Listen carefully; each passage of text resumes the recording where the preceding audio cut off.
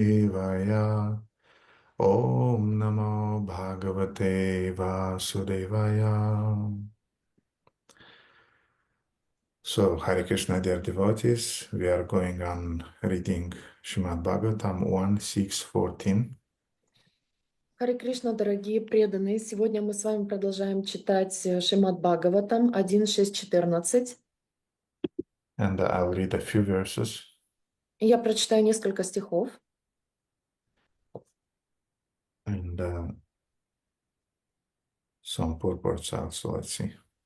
И также несколько комментариев.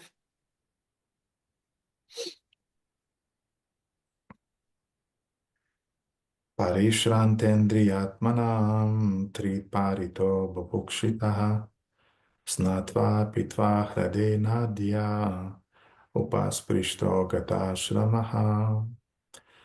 Thus traveling, I felt tired both bodily and mentally, and I was both thirsty and hungry. So I took a bath in a river lake and also drank water. By contacting water, I got relief from my exhaustion. Next verse, 15th. Tasmin nirmanuje ranye pipalopasta ashritaha atmanatmanam atmastham yatha shrutam achintayam. After that, under the shadow of a banyan tree, in an uninhabited forest, I began to meditate upon the supersoul situated within, using my intelligence, as I had learned from liberated souls. 16. Dhyata sharanam bhojam bhavanirjita chetasaha autkantaya shru kalakasya hridasin meshanaish hari. As soon as I began to meditate upon the lotus feet of the personality of Godhead, with my mind transformed into transcendental love, tears rolled down my eyes, and without delay, the personality of Godhead Sri Krishna appeared on the lotus of my heart. Purport by His Divine Grace A.C. Bhaktivedanta Swami Srila Prabhupada. The word bhava is significant here. This bhava stage is attained after one has transcendental affection for the Lord. The first initial stage is called Shraddha, or a liking for the Supreme Lord, and in order to increase that liking, one has to associate with pure devotees of the Lord. The third stage is to practice the prescribed rules and regulations of devotional service. This will dissipate all sorts of misgivings and remove all personal deficiencies that hamper progress in devotional service.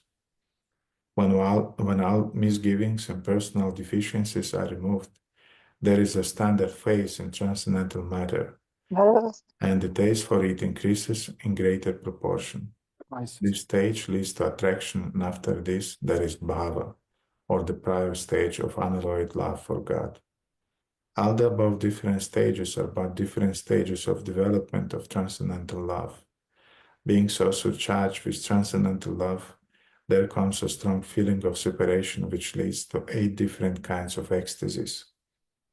Tears from the eyes of devotee is an automatic reaction, and because Sri Narada in his previous birth attained the stage very quickly after his departure from home, it was quite possible for him to perceive the actual presence of the Lord, which he tangibly experienced by his developed spiritual senses without material tinge.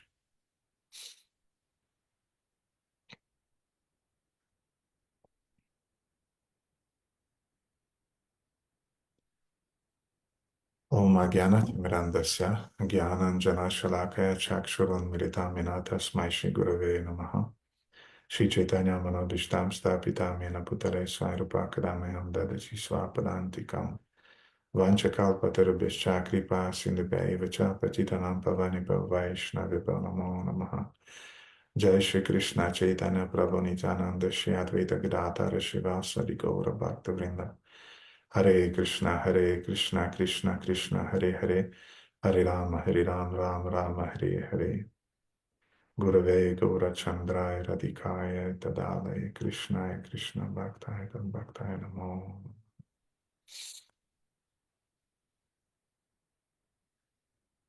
So Narada, in this series of verses that we read today, he's describing how he started to develop his perfectional stage of devotional service. Итак, Нарада в этом стихе, в стихах, которые мы прочитали ранее, описывает, как он начал постигать идеальное состояние своего преданного служения.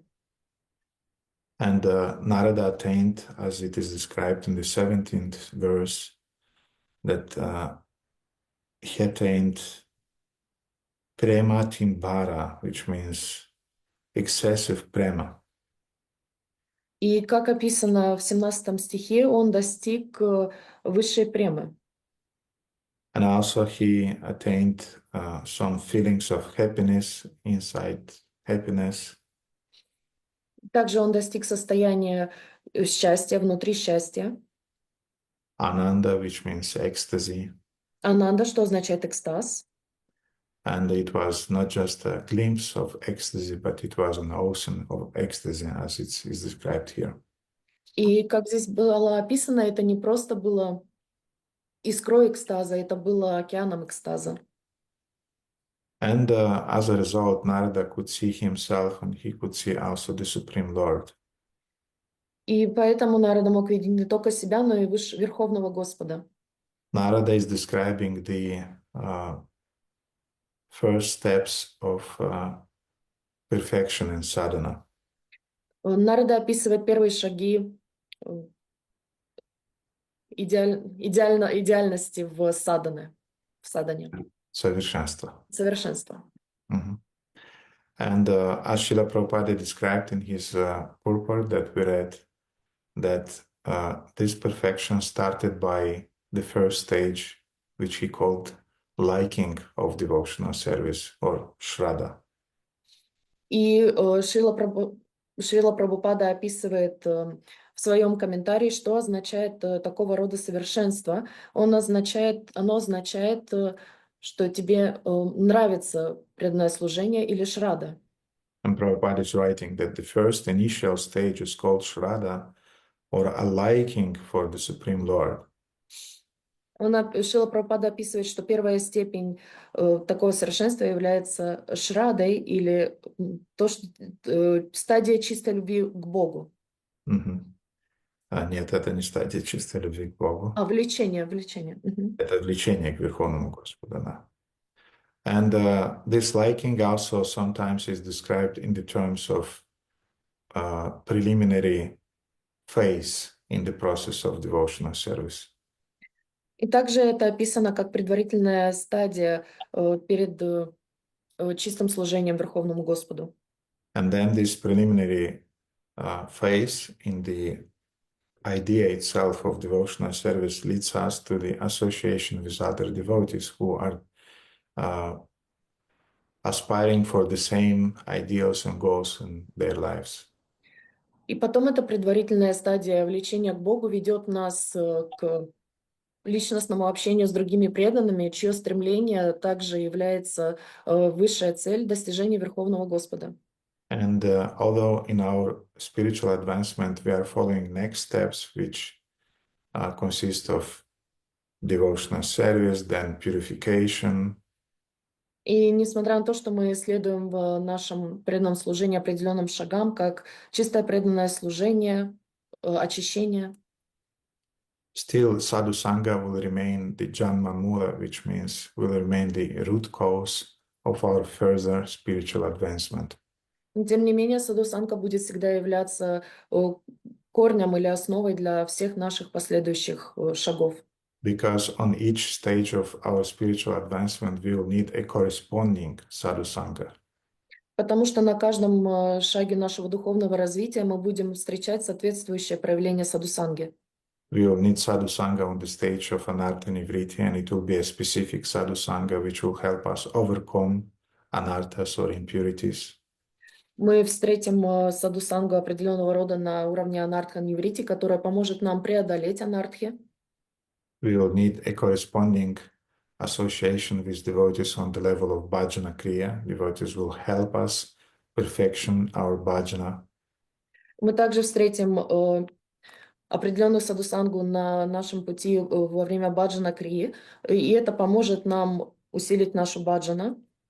We'll also will strive for some specific association with devotees on the level of ruchi, with devotees who help us deepen our taste for devotional service. И также мы встретим определенную садхусангу на нашем уровне ручи, которая поможет нам развить вкус к преданному служению.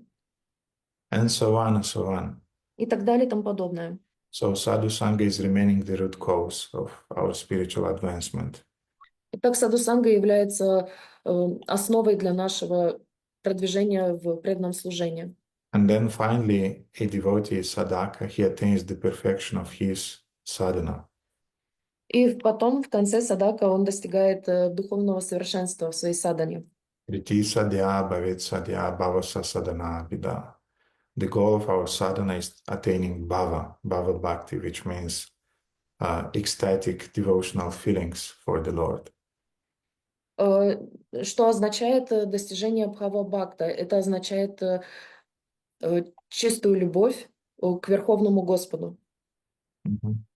And there are different manifestations of bhava or different qualities of bhava which help us to understand that we attained it. И есть определенные качества бхавы, которые помогают нам понять, что мы ее достигли. And Narada in these verses is describing those feelings. И Нарада в этом стихе он описывает эти чувства. And we should understand that devotional service doesn't mean just anartha nivriti, just fighting with your material desires. И мы должны понять, что преданное служение означает не просто анартха-неврити, когда вы боретесь со своими материальными желаниями. Devotional service means very, very deep ecstatic feelings for the Supreme Lord, especially in the mood of separation. Преданное служение означает очень глубокие чувства, которые вы экстатические, которые вы испытываете к Верховному Господу из-за разлуки с Ним. And we become attracted to those feelings when we hear how other saintly devotees attained those states. И нас привлекают такого рода чувства или ощущения, когда мы слушаем о том, как другие святые люди достигли такого уровня, таких чувств. It becomes very, very attractive to us also. Это нас очень сильно привлекает, нас после этого. Therefore, we are very fortunate that Srimad Bhagavatam is describing those perfectional stages of devotional service. Поэтому мы очень удачливы, что Шримад Бхагаватам описывает эти совершенства, которые мы достигнем на таком уровне духовного развития. But till then, we will have to follow the prescribed process. Но до тех пор мы должны будем следовать предписанному процессу. And Narada was an ideal sadhaka because he very rigidly he followed the process that he received from those devotees Bhaktivedantas. И Нарада Муни был идеальным садакой, потому что он очень четко следовал этому процессу, которому его обучили Бхактивиданта Садаки. And he followed exactly the instructions that he received from them, and he fulfilled his duties after receiving initiation. И он следовал очень четко их указаниям, которые он получил, и также он исполнял четко свои обязанности после получения инициации. So we'll continue reading a series of verses from Sanat Kumara Samhita, which describes those exact duties that a devotee should follow or should fulfill after receiving initiation. И мы продолжим читать стихи из Санат Кумара Самхита, которая описывает обязанности ученика, которые он должен выполнить после инициации. And technically, these verses are describing the activities of a surrendered soul after receiving initiation. И технически эти стихи описывают обязанности преданной души после получения инициации. So again, I want to stress this point that receiving initiation means starting a life of self-surrender to the Lord. И я еще раз хочу подчеркнуть эту идею, что получение инициации означает начало процесса предания души Верховному Господу. It is the greatest joy in life to feel that we are surrendered to the Supreme Lord and that we are protected finally. We are not just a homeless soul, but we are in the personal protection of the Supreme Lord. И это самое прекрасное чувство, самое великое наслаждение, которое можно испытать в жизни, когда душа полностью предается к Богу, и она ощущает Его полное покровительство и защиту, и больше не является беспризорной душой в этом мире. I remember how once Srila Radhanath Maharaj gave a very beautiful example in this regard. Я помню, как однажды Шрила Нарадсвами Махарадж дал красивый пример относительно этого. Srila Radhanath Swami. Раданатсвами. And he gave the example of a father who was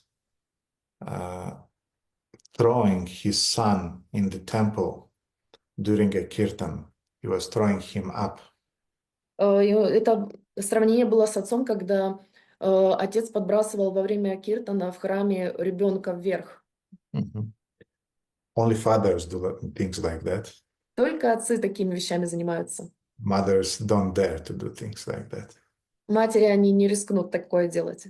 But he was really throwing him very, very high in the air. Но он очень-очень высоко подбрасывал его в воздух. And the child, he was feeling completely safe and protected. Why? Because he was completely assured that his father will catch him when he's falling. И ребенок был совершенно спокоен. Почему? Потому что он был предан своему отцу, он был в совершенной уверенности в того, что тот его поймает. And the boy, it was a boy, he was laughing like anything when his father was throwing him in the air. И ребенок, мальчик, это был мальчик, он смеялся от души, когда отец подбрасывал его в воздух. Mhm.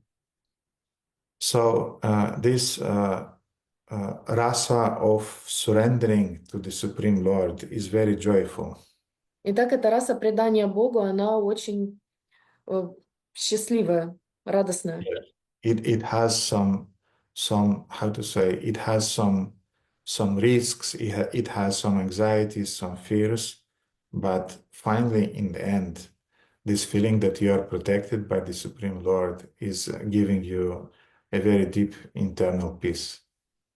И да, там присутствуют определенные страхи, беспокойство, какие-то неприятности, но ничто не сравнится с этим ощущением внутреннего спокойствия того, что вы по-настоящему преданы Господу. Mhm. So we spoke a little bit last Fridays, a few Fridays in a row, we spoke about the ritual of initiation in itself. Итак, мы несколько пятниц подряд разговаривали о самом ритуале инициации. Tapa pundra tatanama mantra yagascha panchama amita pancha samskaraya paramakantiki hetavaha. So this process of initiation is consisting of those 5 steps that we are doing. We are making or 5 vows that we are accepting in the frame of the process of initiation. Итак, этот ритуал состоит из этих 5 этапов или 5 стадий, о которых мы говорили. Mhm. And we should also remember that those initiation vows, especially the vows that we are accepting during the initiation, they're just our external demonstration of our internal spirit of or internal mood of surrender. И мы должны помнить, что те клятвы, которые мы даем во время инициации и посвящения, они являются всего лишь внешним проявлением нашего внутреннего состояния, внутреннего умонастроения, предания Господу. And all those rituals that we are following in the frame of the process of initiation, they're meant to deepen our bhakti. И все эти процессы, которым мы следуем во время получения посвящения, они являются собой целью углубления нашей бхакти. They're meant to deepen our connection with Shri Guru Parampara, with previous acharyas. Они должны углубить наши взаимоотношения с Шри Гуру Парампарой, с предыдущими ачарьями. And this is a commitment, that conscious commitment that we are accepting for the whole of our life. И это сознательная преданность, предание это предание, которое мы принимаем на протяжении всей оставшейся жизни. And we are expressing our intention to make Krishna consciousness the only priority in our life. И мы принимаем решение сделать сознание Кришны главным приоритетом в нашей жизни. Mhm. So surrender is a process. We'll have to perfect it. It's a work in progress. Итак, предание — это процесс, мы должны будем его улучшать, совершенствовать. Это работа в процессе. It's a process of surrendering to the spiritual master. It's a process of surrendering to the Supreme Lord, and also a process of surrendering to the community of Vaishnavas. И это процесс предания вашему духовному учителю, процесс предания Верховному Господу, и также процесс предания вайшнавам. Mhm.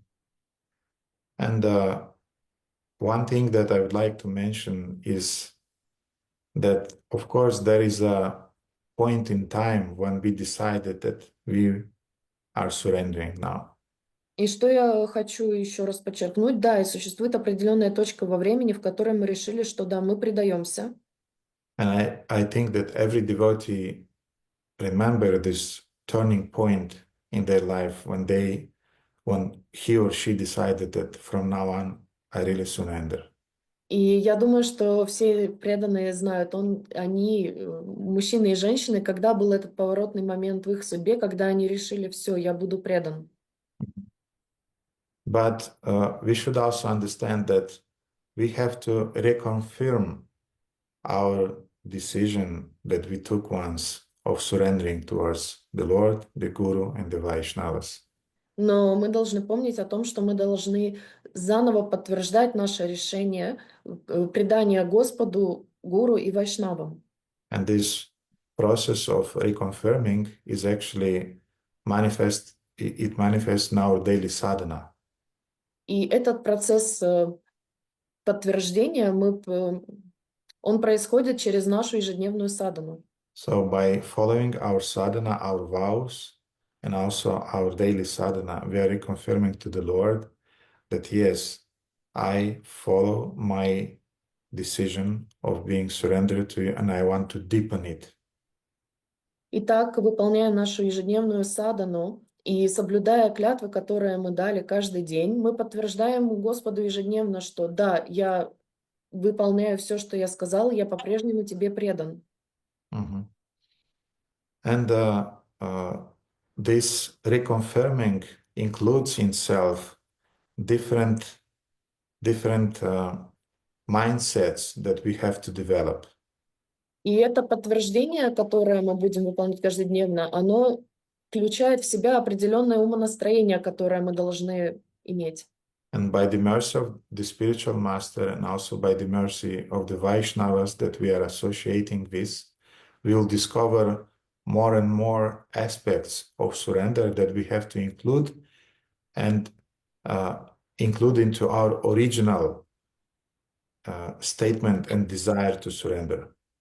И по милости нашего гуру и по милости вайшнавов, которые дадут нам другие углы, другие точки зрения, другие моменты этого полноценного предания, которое мы сможем применять в своей каждодневной жизни, которое поможет нам углубить наши взаимоотношения с Верховным Господом. For example, in time you'll discover that one of the aspects of your surrender is to cooperate with other devotees. Например, в определенный момент вы поймете, что один из таких моментов предания будет ваше умение взаимодействовать с другими вайшнавами. One of the aspects of your surrender would be not to criticize senior devotees. Одним из аспектов вашего предания будет умение не критиковать старших преданных. One of the aspects of your surrender would be your ability to tolerate some deficiencies in our organization. Одним из аспектов вашей преданности, вашего предания будет способность терпеть некоторые недостатки в нашей организации. And to tolerate also some managerial decisions that maybe you'll not like. И также будет способность принимать или терпеть определенные решения менеджеров нашей организации, которые вам могут не нравиться или которые вы можете считать неправильными. Also, one of the aspects of surrender would be to tolerate when you are heavily criticized by other devotees. И также еще одним аспектом такой преданности будет являться то, что вы будете принимать критику, которую вам говорят другие вайшнавы, другие преданные. So there will be many ways in which we'll have to reconfirm that yes, Krishna, I'm surrendering. I mean, I'm surrendered. И поэтому будет множество различных путей, через которые мы сможем сказать Кришне: да, Кришна, я все еще предан тебе. It's easy to declare, Tava Vaismi, I'm yours, I'm surrendered. It's easy to say it. Это очень легко сказать: я твой, я твой. Очень легко произносить эти слова. But Krishna will arrange different tests by which we'll have to confirm, yes, Krishna, I'm still yours. Но Кришна будет давать нам различные тесты, различные ситуации, наставить, в которых мы сможем подтвердить: да, Кришна, я твой. And Krishna would say, okay, let me see if you are still surrendered, and I'll send you a very nasty temple president who will really be on your case. And I'll see, are you surrendered or not? И Кришна тебе скажет: да, ты предан мне. И тогда он пошлет тебе самого противного президента храма, который будет к тебе постоянно придираться, и вот тогда ты сможешь доказать, действительно ли ты любишь Кришну. Or you would be a leader of a team, of a project, and Krishna will send you some devotees who don't want any cooperation with you. They don't accept your authority. Или Кришна сделает такой тест, что вы будете являться руководителем определенного проекта э, или задания, и Кришна даст вам таких преданных, которые совершенно не будут воспринимать вас авторитетом, не будут вас слушаться, не будут видеть вас лидером.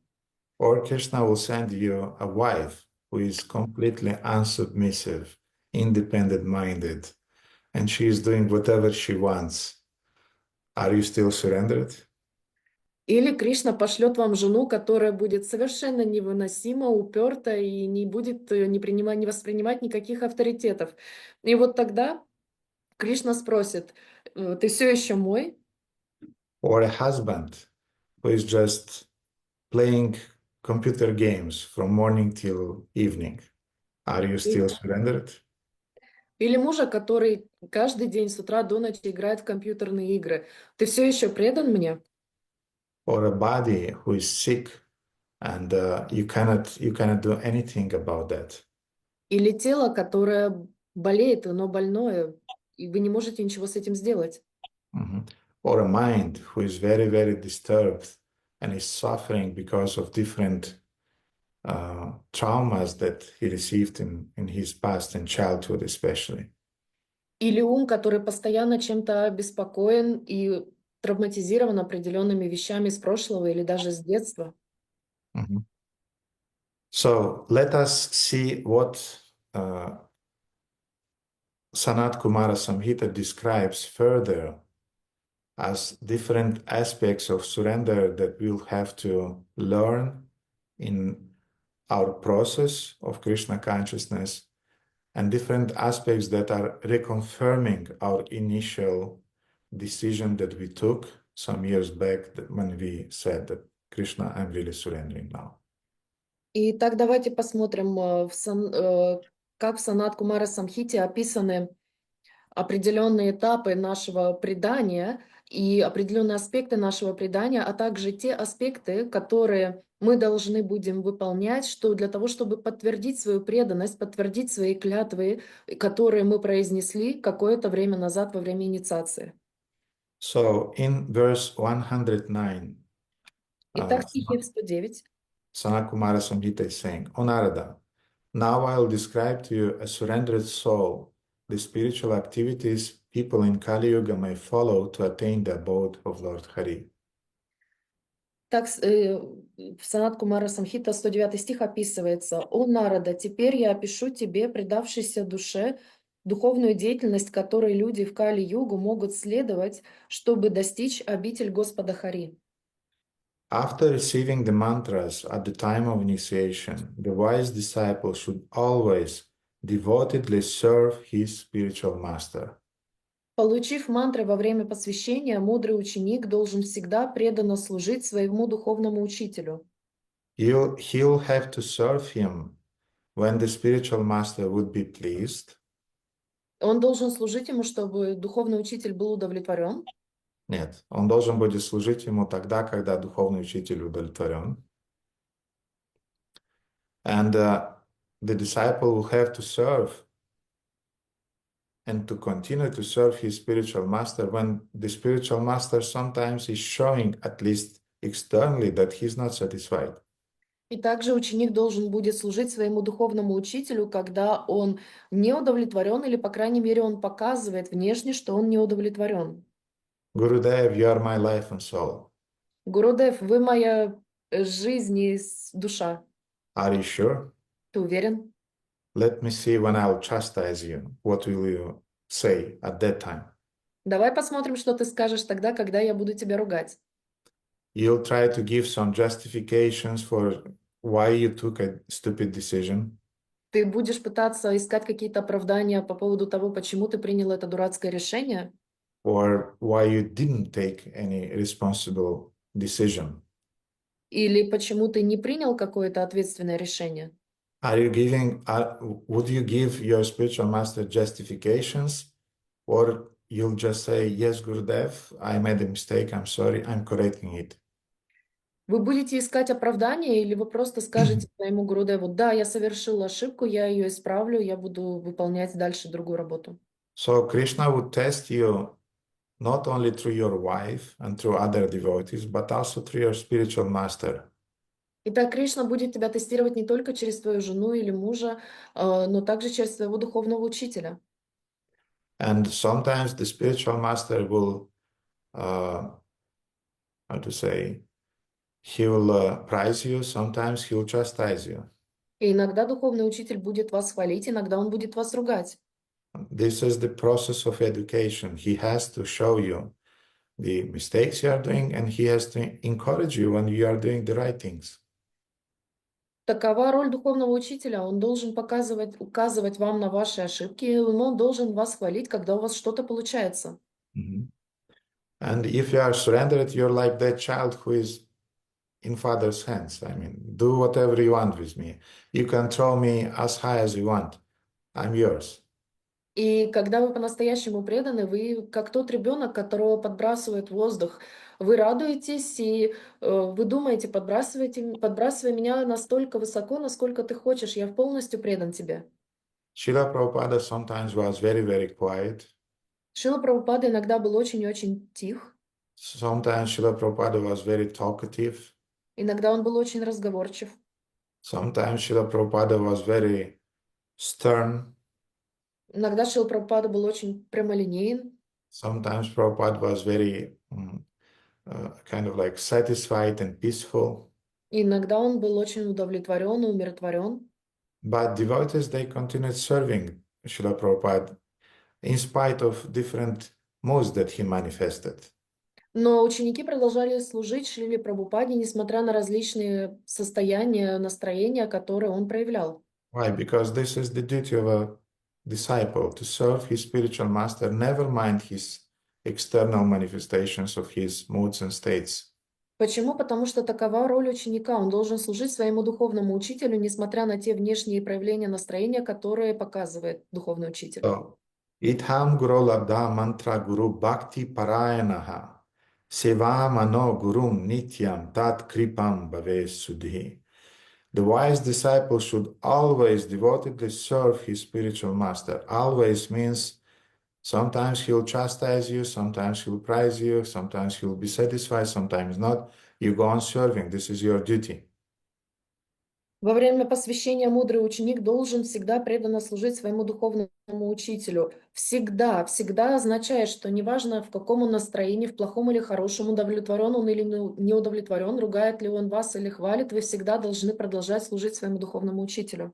Mm-hmm. And as a result of this mindset that you can, like Lord Chaitanya is saying, that Ashlishava padaratam pinashtumam adarshanam marmahatam karotuva yatha tata. Yeah. So that you sometimes you can embrace me or you can reject me. И это умонастроение, о котором говорил Господь Чайтанья, что иногда ты можешь меня обнять, иногда ты можешь меня оттолкнуть, Mhm. Sometimes you can trample me in your feet. иногда ты можешь растоптать меня своими ногами, стопами. And we know there are many, many stories like that in our Vaishnava Sampradaya. И мы знаем много таких историй в нашей Вайшнава Сампрадае. One time, Jiva Goswami, he tried to defend the reputation of his spiritual master, of Srila Rupa Goswami. Однажды Джива Госвами пытался защитить достоинство и честь своего духовного учителя, Шрила Рупа Госвами, Because there was one Vaishnavacharya who suggested to Rupa Goswami that he did some mistakes in his books. потому что один из учеников сказал, что у него в книгах допущены какие-то ошибки.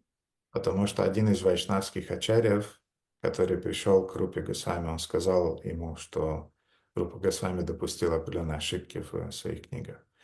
And when Jiva Goswami heard it, he did not argue it with that acharya right on the spot. И когда Джива Госвами услышал это, он не стал спорить с ним прямо там на месте. But he came to him later and he logically demonstrated that his spiritual master, Rupa Goswami, is completely right. Но он позже логически доказал, что его учитель полностью прав.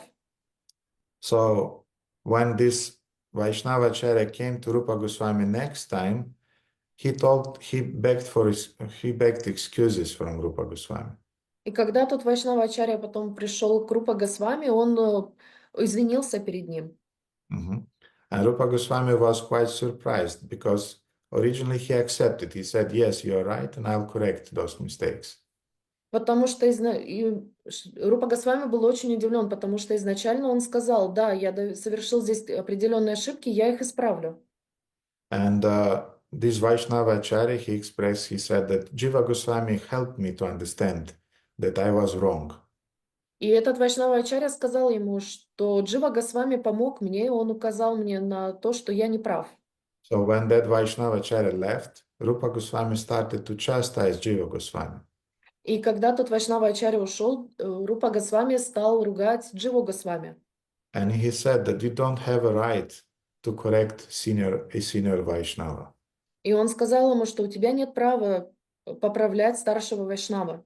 And those who don't have the ability to be tolerant and to accept the corrections from senior Vaishnavas, they don't have a place in Vrindavana.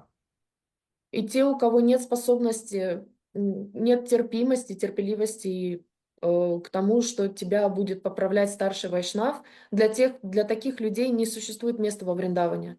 So get out of here. I don't want to see you anymore. You are not my disciple anymore because you don't have this mentality of accepting the authorities of Vaishnavas. Поэтому убирайся отсюда, ты больше не являешься моим учеником, потому что у тебя нет этого настроения принятия, поправления от старших вайшнавов, нету авторитета. You should understand that Jiva Goswami smashed that devotee. I mean, logically, because there was no any greater philosophy than Jiva Goswami in his times. И вы должны понимать, что Джива Госвами просто уничтожил логически этого Вайшнава Ачарью, потому что, как вы знаете, Джива Госвами был самым лучшим философом своего времени. And Rupa Goswami perhaps detected some tendency for arguments and logical fighting in his disciple. И Рупа Госвами очень тонко прочувствовал эту склонность своего ученика в Джива Госвами в том, чтобы логически спорить и отстаивать свою точку зрения. So when Jiva Goswami saw that he was rejected by his spiritual master, he thought that now I don't have any sense of living anymore. И когда Джива Госвами увидел, что его отвергает его духовный учитель, он сказал, что больше у меня нет никакого смысла в жизни. No, actually, he said, Нет, на самом деле он сказал: okay, Guruji, thank you very much for your services. I was very pleased to be your disciple. Now I'm going to another spiritual master. Thank you so much. Bye bye. И на самом деле он сказал так: ну хорошо, Гурудев, спасибо вам большое за ваше служение, вы были хорошим духовным учителем, а теперь я отправляюсь к другому духовному учителю. Всего доброго. I don't require any more your services because you're imperfect. I'll find another spiritual master. Я больше не нуждаюсь в ваших услугах, я найду себе другого духовного учителя, спасибо. No, Jiva Goswami was completely devastated. Нет, Джива Госвами был просто уничтожен. So he went on the bank of Yamuna. It was on the shore of Vrindavan. It was on the peripheral um, um, zone of Vrindavan, which it was technically it was outside of Vrindavan. И он пошел на берег Ямуны, который был на периферии Вриндавана. Технически он находился за Вриндаваном, за пределами Вриндавана. And he found a cave which was used by some crocodile in the Yamuna, because at that time there were crocodiles in Yamuna River. И он нашел какую-то пещеру, которая использовалась крокодилом. Раньше в Ямуне водились крокодилы. And he started to live there, and just he was from morning till evening, he was chanting the holy name, and he was crying that I was rejected by the spiritual master. Now I don't have any sense of living anymore. И он каждый день с утра до ночи сидел в этой пещере, молился, произнося святое имя, воспевая святое имя, и плакал. Потому что теперь, когда меня отверг мой духовный учитель, у меня больше нет никакого смысла в этой жизни. He was fasting and chanting. Он постился и молился, воспевал имена. Mhm. And one day, some Brijabasis, they came to Sanatana Goswami. И однажды несколько бриджабаси пришли к Санатана Госвами. And they were saying to him that, I forgot how it sounds in Hindi or in the local Brijabas, but it was something that they were using to call Sanatana Goswami, that you are senior Baba, something like that you are our senior Baba. И они назвали, я не помню, как это точно звучит на хинду, как говорили это те бриджабаси, но они называли Санатана Госвами старший баба, как папа, старший отец, ты нам как старший отец. Bara Baba or something like that, I forgot. Бара баба или что-то типа того, я не помню точно. But one day they came to him and they said, Bara Baba, there is another Bara Baba which is much greater than you in his spiritual achievements. Но они пришли к нему и сказали: знаешь, Бара Баба, есть другой Бара Баба, который гораздо более велик в своих духовных достижениях, чем ты. And Sanatana Goswami became very curious because, not because somebody took his place, but he was very curious to see a saintly devotee, and he wanted to pay his obeisances to him. И Санатан Госвами очень удивился, и в нем взыграло любопытство не потому, что его место кто-то занял, а потому, что он был очень поражен и удивлен, что существует такой возвышенный и преданный, и он хотел познакомиться с этим возвышенным преданным, предложить ему свои поклоны. And those Brijabasis told him that this Bara Baba, he's chanting from morning till night, whole days he's fasting, and he's always crying. И эти бриджабаси сказали, что тот Бара Баба, он молится, воспевает святые имена с утра до ночи, он ничего не ест, и он постоянно плачет. And Sanatana Goswami became very curious, and he asked them to show where this Baba is living. И Санатана Госвами стал очень любопытным, и он спросил: где живет этот Бара Баба? So they brought Sanatana Goswami to the cave where Jiva Goswami was living. И они привели его к пещере, где жил Джива Госвами.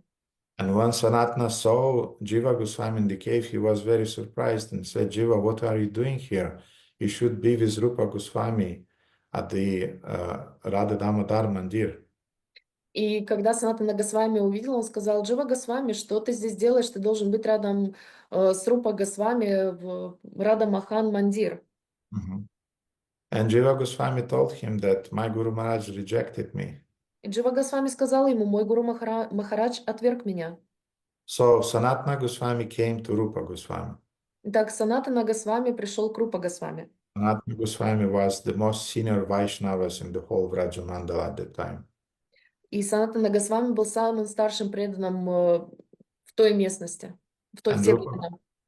technically, Rupa Goswami wrote much more books and he was more eloquent in the philosophy of Gaudiya Vaishnavas, but he accepted the authority of his senior brother of Sanatana Goswami.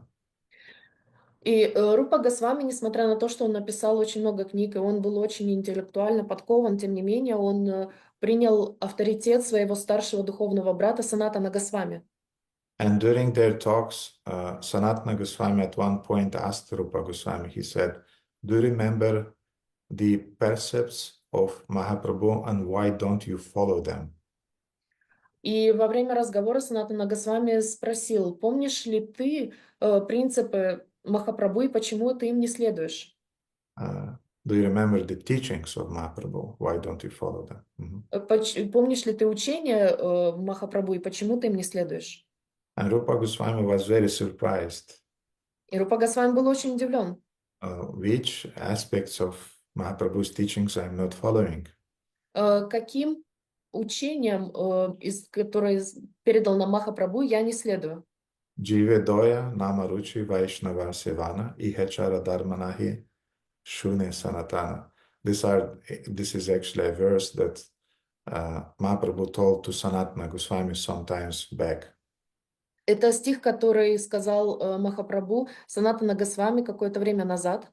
Jive doya namaruchi Vaishnava sevana means compassion towards all the living entities. Сострадание ко всем живым существам. Namaruchi means deep faith to chant the holy name. Глубокая вера во время воспевания святого имени. And Vaishnava Seva means attachment to serve devotees Vaishnavas. И влечение или привязанность к тому, чтобы служить вайшнавам. Ihachara dharma nahi shune sanatana. There is no other dharma than these three, O Sanatana. Не существует какой-либо другой дхармы, кроме этих трех. So are you following Jividoya? Are you following compassion towards jivas?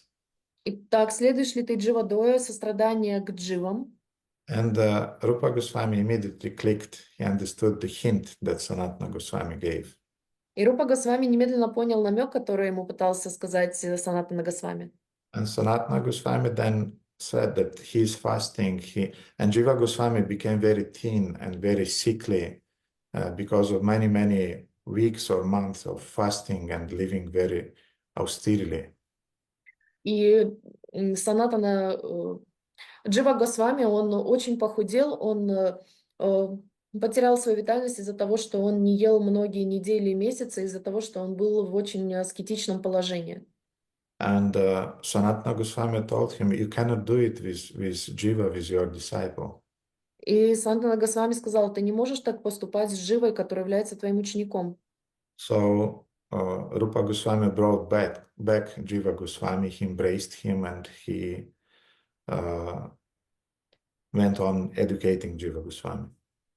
И тогда Рупа Госвами принял обратно Дживу Госвами, обнял его, и он продолжил его обучать. And Jiva Goswami did not write in a black book, that, okay, so he chastised me, date such and such, time such and such, and he was very cruel with me and so on. И Джива Госвами не записал в черную книгу, в черный список, что Рупа Госвами меня отругал, и он был ко мне несправедлив в такой-то день, в такую-то дату. Mm-hmm. No, he accepted that sometimes the spiritual master can embrace you, sometimes he can reject you, but he's doing it to correct you. Нет, он принял то, что духовный учитель может иногда тебя обнять, иногда тебя отвергнуть для того, чтобы обучить тебя.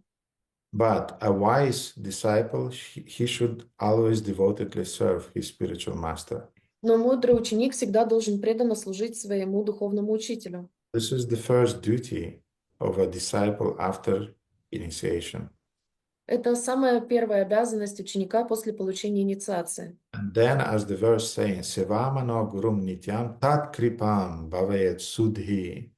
In this way, he inspires the spiritual master's mercy upon him. И потом, как говорится в стихе, таким образом он призывает к себе милость духовного учителя. Mercy is not a cheap thing. А милость — это не дешевая вещь. You have to earn it. Ты должен ее заслужить.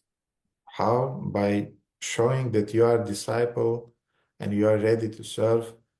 Never mind if the spiritual master is chastising you or he's embracing you. Как это можно сделать, показывая, что ты ответственный ученик и что ты продолжаешь свое служение, несмотря на то, что духовный учитель может иногда тебя ругать, а иногда обнимать. So this is how you are reconfirming your intention to surrender. И таким образом вы подтверждаете свое намерение к преданию. Then in the next verses, Sanat Kumara Samhita is describing И в следующем стихе Санат Кумара Самхита описывает: Satam dharmastata shikshet prapanam vishesheshata sveshta deva dhiya nityam Vaishnavan paritoshayet. The disciple should study the devotional activities of the devotees. ученик должен изучать преданную деятельность преданных. Especially, he should study the activities of the surrendered souls. Особенно ему следует изучать деятельность предавшихся душ. How can we become a surrendered soul if we don't know what means to be a surrendered soul? Как мы можем стать преданной душой, если мы не понимаем, что такое преданная душа? Therefore, we are listening about Jiva Goswami, about Rupa Goswami, about Sanatana Goswami, and about Raghunath Das Goswami, and we understand what practically means to remain a surrendered soul in all the conditions of life. Мы слушаем про Дживу Госвами, Рупа Госвами, Санатана Госвами, Рагунат Дас Госвами, и мы понимаем, что означает, в каких условиях, при каких условиях и как ведет себя предавшаяся душа. And we know that this tradition to study the saints' lives is a part of every bona fide religious traditions in the world. И мы знаем, что изучение жизни святых людей является частью любой истинной религии. Why? Because you are learning how to become a devotee by listening about the examples of previous devotees, previous acharyas. Почему? Потому что вы учитесь, как быть преданным, изучая жизнь других преданных предыдущих ачарьев. And in our tradition, this practice, it's actually a sadhana. This practice is called И в нашей традиции эта практика, которая является саданой, она называется Goswami Jivana Charitra Anushilanam. Goswami means, Goswami means previous saintly persons. Госвами означает предыдущие святые личности. Jivana means their life example. Дживана означает их жизненный пример. Charitra means glories. Чаритра означает слава. And Anushilana means to follow the example. И Амашиванам означает следовать примеру. Anushilanam. Амшиланам. Anushilanam. Анушиланам. So Anushilanam means to follow the example of previous acharyas, previous Goswamis, devotees. Так Анушиланам означает следовать примеру предыдущих ачарьев. And to learn from them what means to be a surrendered devotee. И учиться от них, что означает быть преданным.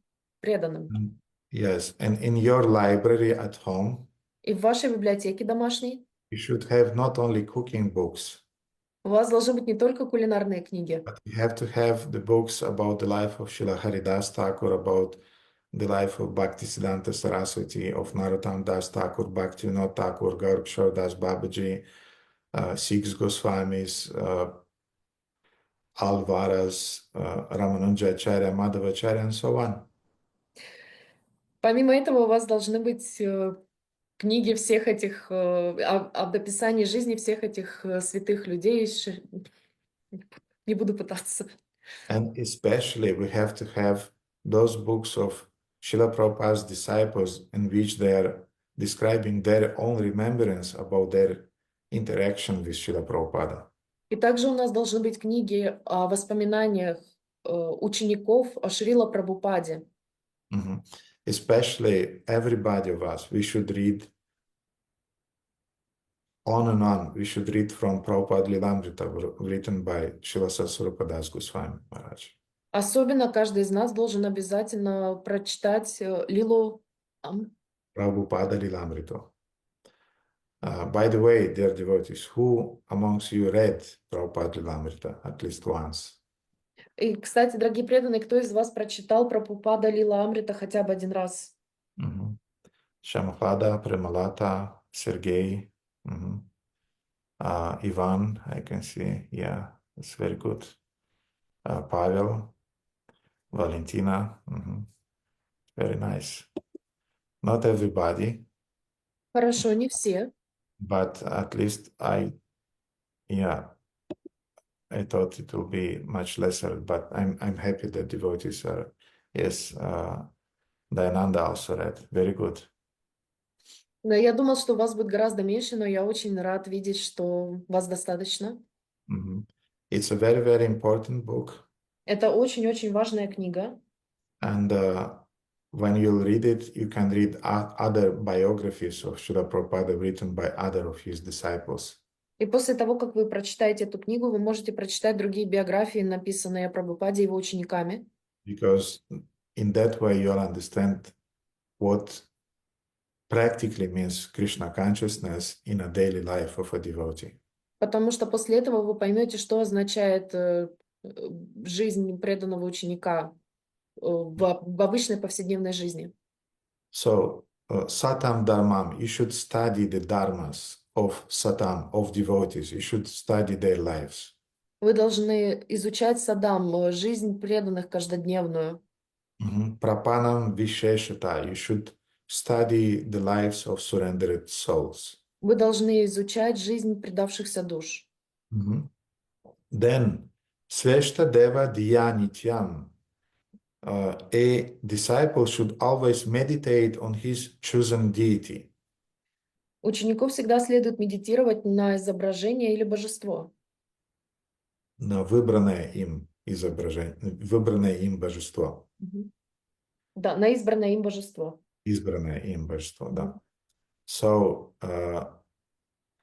it means that today is a funny day because my memory doesn't work from the morning, but yes, it means to meditate on your Ishta Devata. Сегодня забавный день, потому что моя память не работает. Да, он должен медитировать на Иштадевату. So Ishta Devata means a chosen deity. Иштадевата означает избранное божество. Some of us, we don't yet understand what is our deity, what is exactly the form that we want to worship in our hearts, in our meditation. Многие из нас еще пока не знают, какое божество, какому божеству мы хотим поклоняться в нашем сердце, кто наш Иштадевата. We have some generic understanding that Krishna is the Supreme Lord. У нас есть какое-то общее понимание того, что Кришна является Верховным Господом. Or generic understanding that Lord Chaitanya is the Supreme Lord. Или общее понимание того, что Господь Чайтанья является Верховным Господом. And for the beginning, this is okay, this is good. И для начала это хорошо, этого достаточно. But in time, we will have to be very, very specific. What form of Krishna exactly we are meditating upon. Но со временем мы должны быть очень-очень определившимися, на какую именно форму Кришны мы будем медитировать. And what pastimes we want to hear about Krishna. И о каких играх Кришны мы хотим услышать. And which devotees from the entourage of Krishna are the role models for our devotion. И какие преданные из окружения Кришны являются для нас примером для подражания. And this will come in time by hearing, by listening, by practicing under the guidance of our spiritual master. И это придет со временем посредством изучения, слушания и под руководством нашего духовного учителя. But till that time, if we have in our temple, we have, for example, deities of Gaur Nitai, or the deities of Radha Krishna or Jagannath, we have to meditate upon them. Но если в нашем храме есть божества Гауранитая, Рада Кришны, Джаганатха, мы должны медитировать на них. And we should not disperse our consciousness in worshiping different forms, like, for example, the forms of Lord Ramachandra, the forms of Lord Narayana, and so on. И мы не должны распылять наше внимание, служа различным божествам, как Господь Нараяна, Господь Рамачандра и так далее. Mhm. And also, what is the another duty of a surrendered soul after initiation, Итак, какая другая обязанность у предавшейся души после инициации, besides uh, serving your spiritual master and serving your deity? помимо служения своему духовному учителю и своему божеству? Vaishnavan paritoshayet. You have to please Vaishnavas. Должен доставлять удовольствие вайшнавам. So I like it because it's not just Vaishnavan sevayet, but it's Vaishnava paritoshayet. И мне нравится, что это не просто служение, а именно доставление удовольствия вайшнавам. Sometimes you are doing some services that better you don't do it. Иногда мы делаем такое служение, что лучше бы мы его не делали. But when you are saying Vaishnava paritosha, that you have to please Vaishnavas, then that's another thing. Но если вы доставляете удовольствие, удовлетворяете вайшнавов, это совершенно другое. So this is the mood of a surrendered disciple, that I want to please the Vaishnavas around me. Вот это настроение предавшегося преданного. Я хочу удовлетворить вайшнавов. And then, if that is not enough, Sanat Kumara Samhita is describing something further.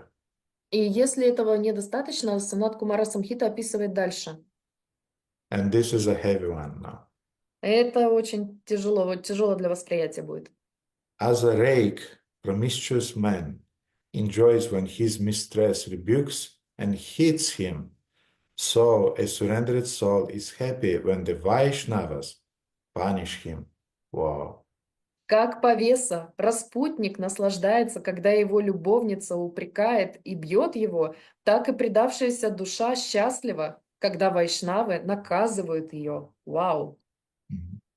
So sometimes, okay, let's speak in the frame of our family, couple relationship, and we will not go so far as here it says about the example of a rake or promiscuous man. Ну, давайте мы с вами вернемся к примеру семьи в любовных взаимоотношениях семейных и не будем уходить так далеко, чтобы описывать повесу или распутника. Sometimes you are quarreling with your wife. Иногда вы ссоритесь со своей женой. Со своей душой 100%, да. And sometimes she is using some really, really heavy words, and she knows exactly the nerve, how to touch it. И она иногда использует очень-очень острые, грубые слова, и она знает, какой нерв точно вам задеть нужно. But you don't reject her. Но вы ее не отвергаете. She is your soul, she is your family. Она ваша душа, она ваша семья. You took the vows, that's it. Вы приняли клятвы, все. And you already passed many times through these situations. You know that it will be over. И вы уже много раз проходили через такие ситуации. Вы знаете, что все это скоро закончится. And so in the same way, when you accept that Vaishnavas are my real family, even if the Vaishnavas are rebuking you, you don't reject them. И поэтому, если вы воспринимаете вайшнавов как по-настоящему, как свою семью, даже если они вас наказывают, вы счастливы. Krishna is enjoying very much when Shrimati Radharani is angry and when she is frustrated upon him. Кришне очень нравится, когда Шримати Радарани злится или когда она на него очень рассержена. Why? Because this is a sign of love. Почему? Потому что это признак любви. Because if Shrimati Radharani would be indifferent, she would never do it. Потому что если бы Шримати Радарани он был безразличен, она бы никогда этого не делала. And actually Krishna knows that sometimes Shrimati Radharani is really upset with him when she just doesn't talk with him. И на самом деле Кришна знает, что Шримати Радрани по-настоящему разочарована в нем, когда она с ним даже не разговаривает. And at that time, Krishna is really worried that, something is really, really wrong now. И тогда Кришна по-настоящему обеспокоен. О, что-то по-настоящему произошло не так. And uh, I, I, uh, I exaggerated in my uh, pre-association with other gopis. И я немножко перестарался в своих личных взаимоотношениях с другими гопи. Mhm. So in the same way, when devotees Vaishnavas, they can chastise us, they can correct, or even as it is said here, they can punish us. И поэтому, когда другие вайшнавы поправляют нас, ругают нас, или, как здесь говорится, даже наказывают нас, It means that they care. это означает, что им не все равно.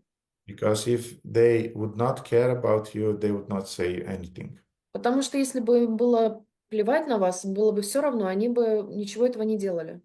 And it's very important to accept the Vaishnavas as your family.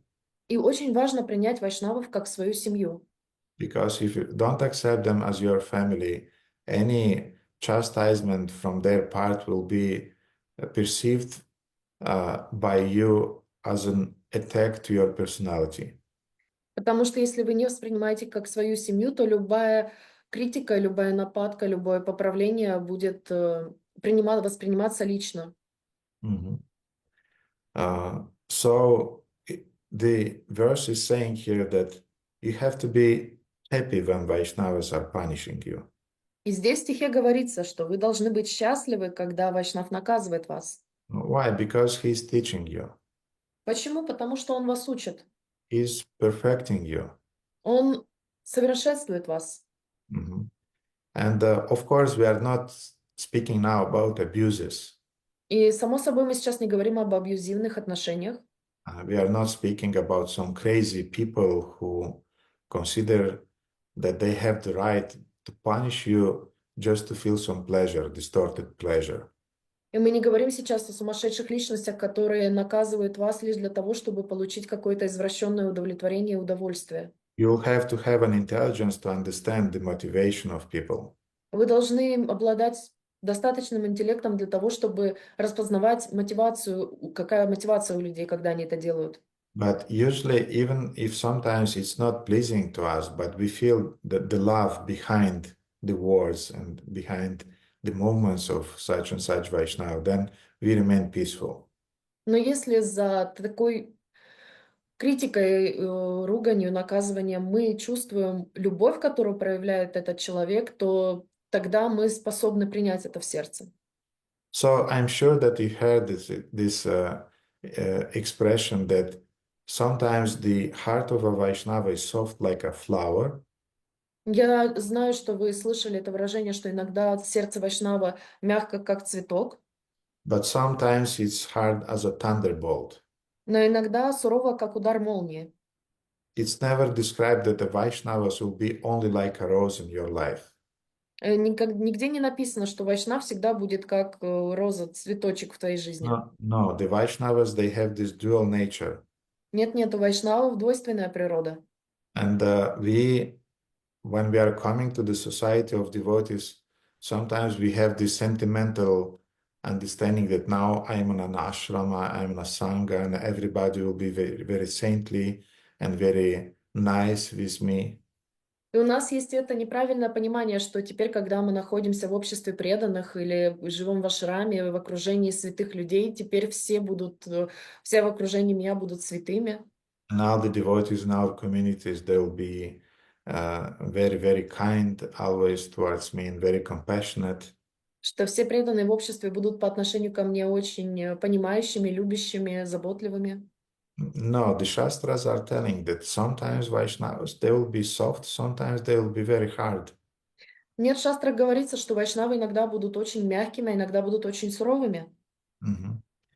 And when the Vaishnava's heart is soft, И когда сердце вайшнава мягко, when the Vaishnava is seeing the suffering of the living entities, когда Вайшнав видит страдания живых существ. And please be attentive now. И, пожалуйста, будьте сейчас очень внимательны. When he is seeing sincerity in the heart of other younger devotees, И когда он видит искренность в сердце младшего преданного, in spite of them doing mistakes, in spite of them being a kind of like awkward in their movements, in their decisions, if they're sincere, they sincerely wants to surrender, he immediately detects it. даже если они делают какие-то ошибки, даже если они неловки и совершают какие-то глупости, если Вайшнав видит искренность в сердце этого человека, тогда он немедленно, его сердце размягчается. When he see that this soul, yes, it's imperfect, but he wants to surrender, he wants to really develop his relationship with Guru Krishna and Vaishnavas, then the Vaishnavas' hearts are becoming soft. И когда он видит, что сердце этого человека, преданного искренне, и что он по-настоящему хочет предаться служению Кришне, Гуру и Вайшнавам, тогда его сердце становится очень мягким. And when the heart of a Vaishnava is becoming very hard, like a thunderbolt, А когда сердце преданного становится очень твердым или суровым, как удар молнии, when he is perceiving duplicity in behavior, когда он видит двуличность в поведении, when he is perceiving insincerity, когда он видит неискренность, subtle attachments, тонкие привязанности, desire to criticize and to gossip and do things like that behind the backs of other Vaishnavas. когда он видит желание сплетничать, лицемерие за спинами других вайшнавов. And when he is saying that you are stubborn in your ignorance, И когда он видит, что вы настойчивы и уперты в своем невежестве, at that time the Vaishnava, he becomes really hard like a thunderbolt and he's cutting. тогда сердце вайшнава ожесточается, становится суровым, как удар молнии, и он становится очень твердым. Why? Because he doesn't need anything from you. Почему? Потому что ему от вас ничего не нужно. You know, if a person needs something from you, he'll be very careful to say you only things that are pleasing to you. Знаете, если человеку что-то от вас нужно, то он будет очень осторожен при общении с вами и будет тщательно выбирать слова.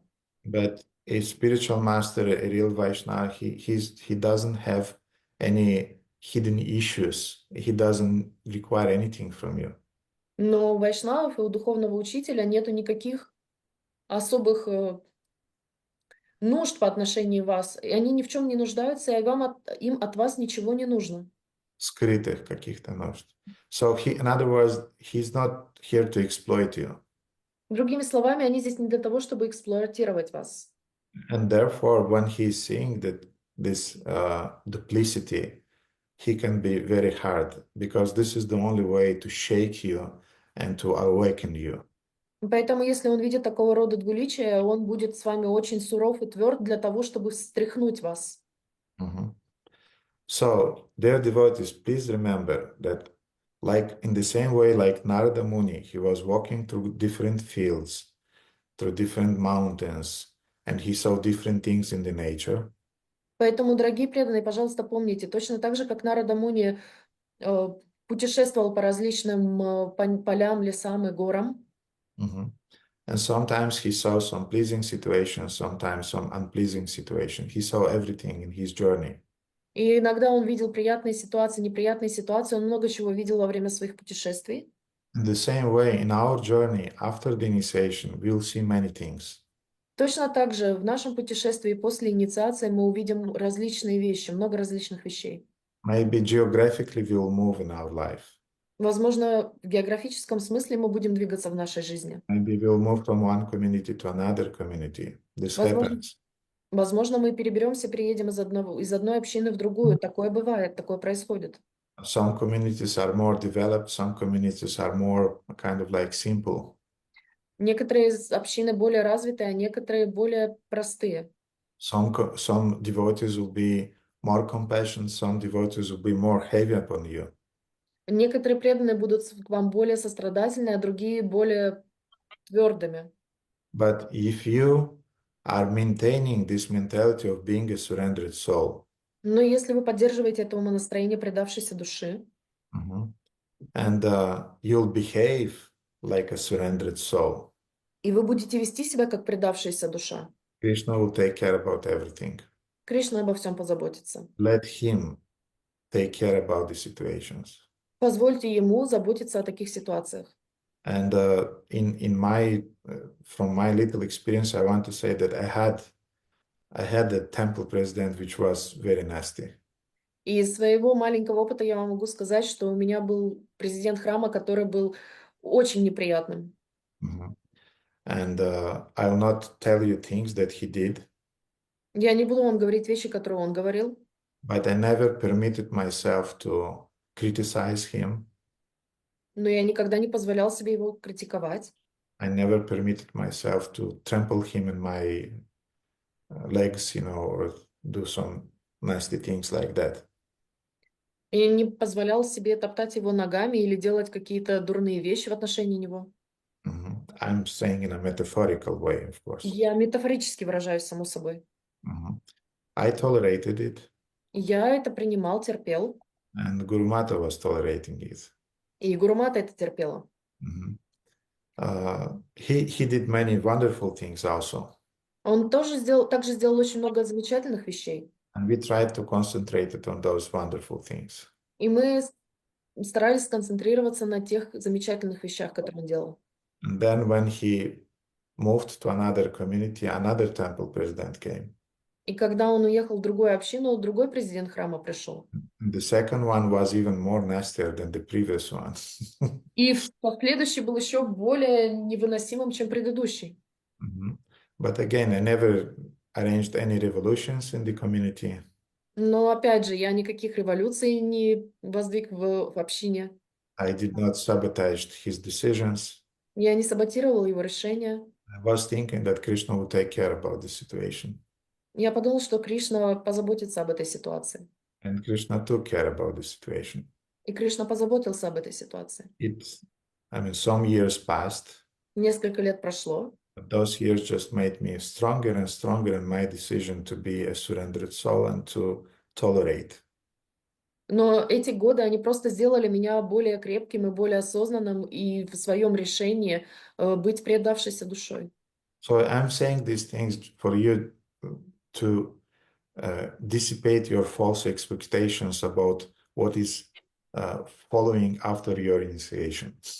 И я вам все это говорю для того, чтобы разрушить ваши воображаемые ожидания, какой будет жизнь после получения инициации. Immediately 4 hands will grow, and I'll have a nimb around my head and so on. Что у вас появится ваша четырехрукая форма, отрастут руки, появится нимб над головой и так далее. No, Krishna will go on testing you. Нет, Кришна продолжит вас испытывать. And you'll have to confirm that, yes, I'm surrendered soul and I want to follow further this path. И вы будете подтверждать, что да, я являюсь предавшейся душой, и я хочу продолжать следовать по этому пути. So please remember that one of the symptoms of a surrendered soul Пожалуйста, помните, что главным симптомом предавшейся души is to remain happy when Vaishnavas are rebuking you. это оставаться счастливым, когда вайшнавы наказывают вас. And to go on serving the Vaishnavas, pleasing them, paritoshita. Продолжать служить вайшнавам, удовлетворяя их. And let's see what else is there in the job description of a surrendered soul. И давайте посмотрим, что еще там по списку в описании работы предавшейся души. So this is one of the points in your job description, to be tolerant when devotees will be heavy with you. Итак, это одна из ваших инструкций, рабочих инструкций, как вы должны себя вести, что это быть терпимым, когда вайшнавы вас ругают.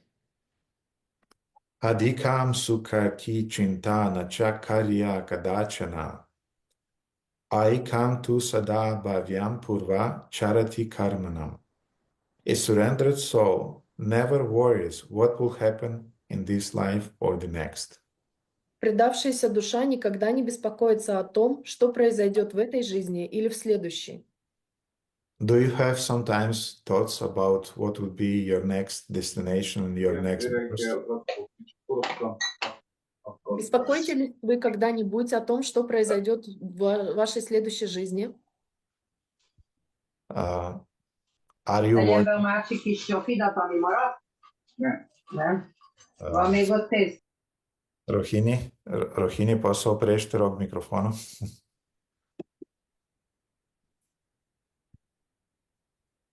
Okay.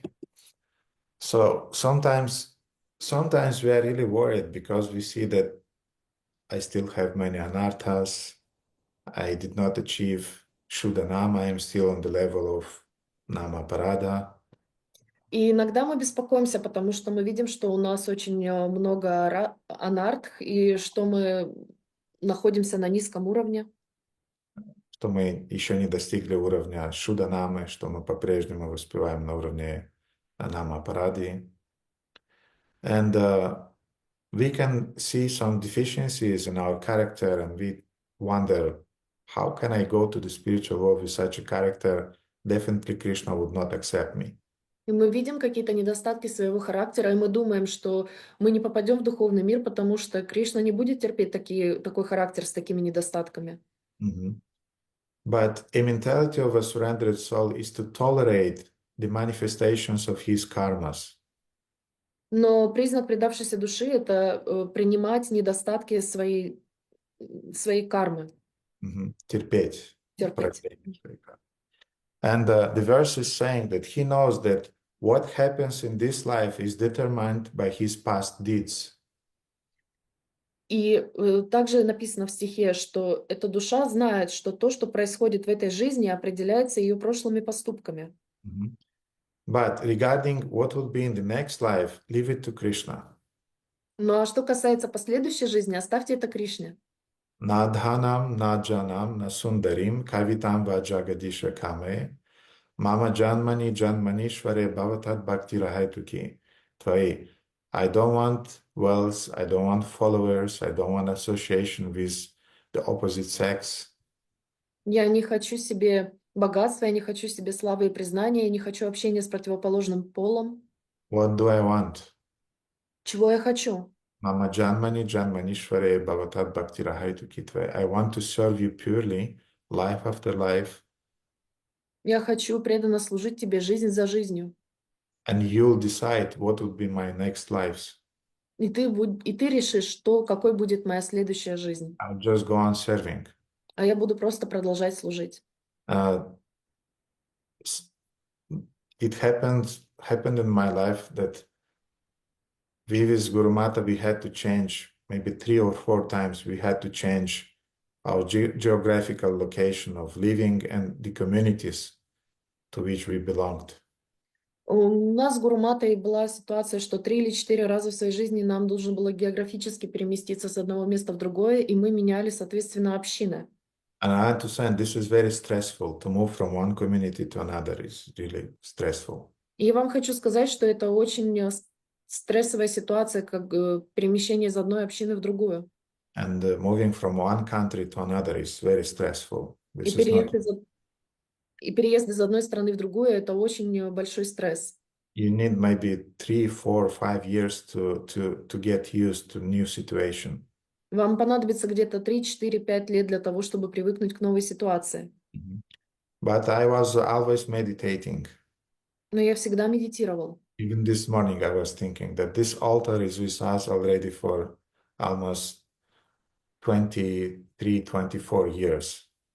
И я медитировал сегодня утром, что наш алтарь, который у нас стоит, он с нами уже где-то 23-24 года. And I was thinking that in spite of changing different places, geographical places, Radha Madan Mohan is still here, the altar is still here. И несмотря на перемену всех этих мест, Рада Мадан Махан, он все еще здесь, этот алтарь, он точно так же с нами. So the external things can change. Итак, внешние вещи могут измениться. But the essence remains.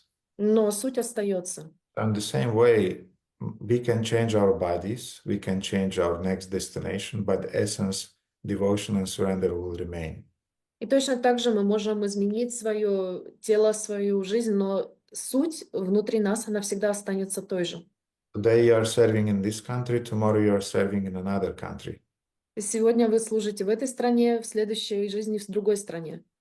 Today you are serving in this body, in the next life you are serving in another body. В этой жизни вы служите в этом теле, в следующей жизни вы служите в другом теле. As long as you are satisfied by the opportunity to serve, you are happy, life after life. До тех пор, пока вы удовлетворены возможностью служить Верховному Господу, вы становитесь удовлетворенным жизнь за жизнью. So Tadera Charana Sevi Bhakta Sanivas Janame Janame Hoy E Abhilash. My only desire is to remain a servant of Vaishnavas, of devotees, birth after birth. Моим единственным желанием является служить вайшнавам, быть их слугой жизнь за жизнью. So in that way, a surrendered soul should not worry about what would happen in the next life. И таким образом предавшаяся душа не должна беспокоиться о том, что ждет ее в следующей жизни.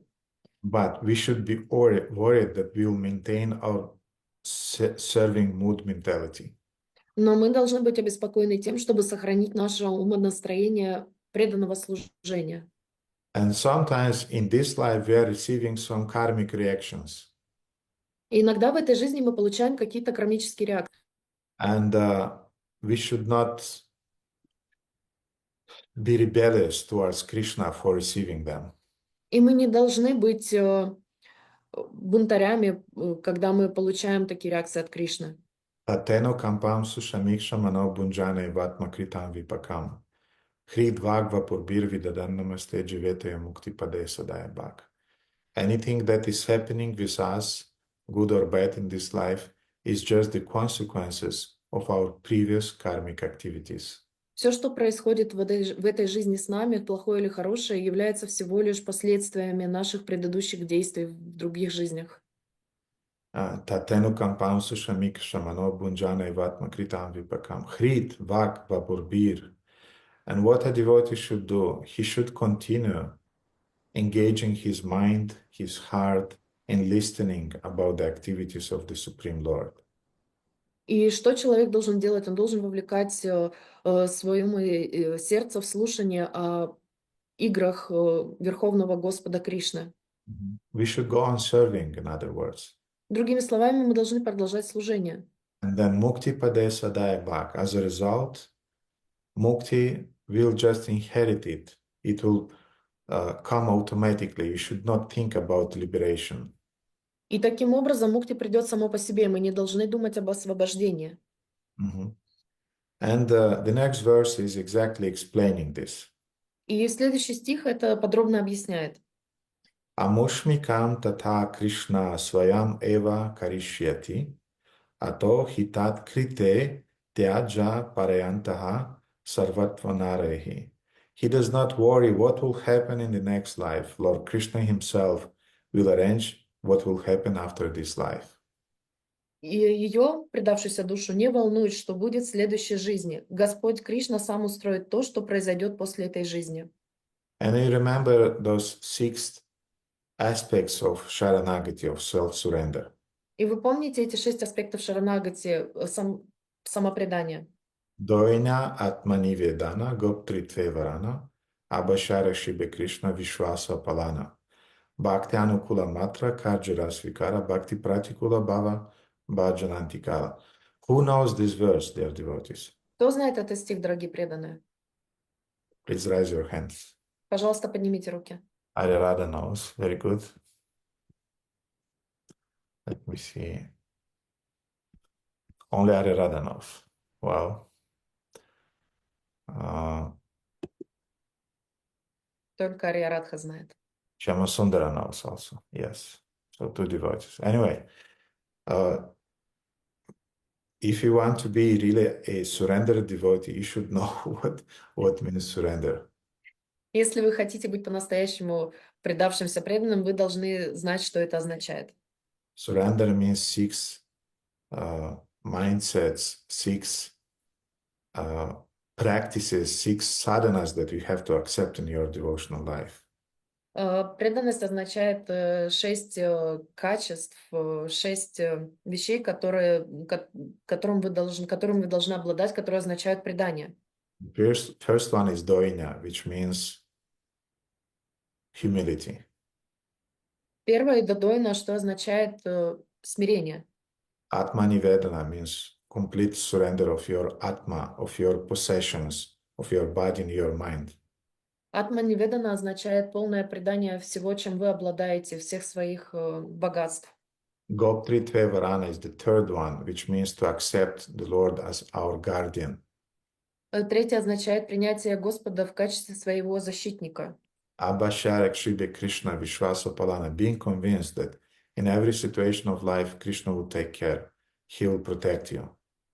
Это умонастроение того, что Господь всегда нас защитит, и Он заправляет всем в нашей жизни.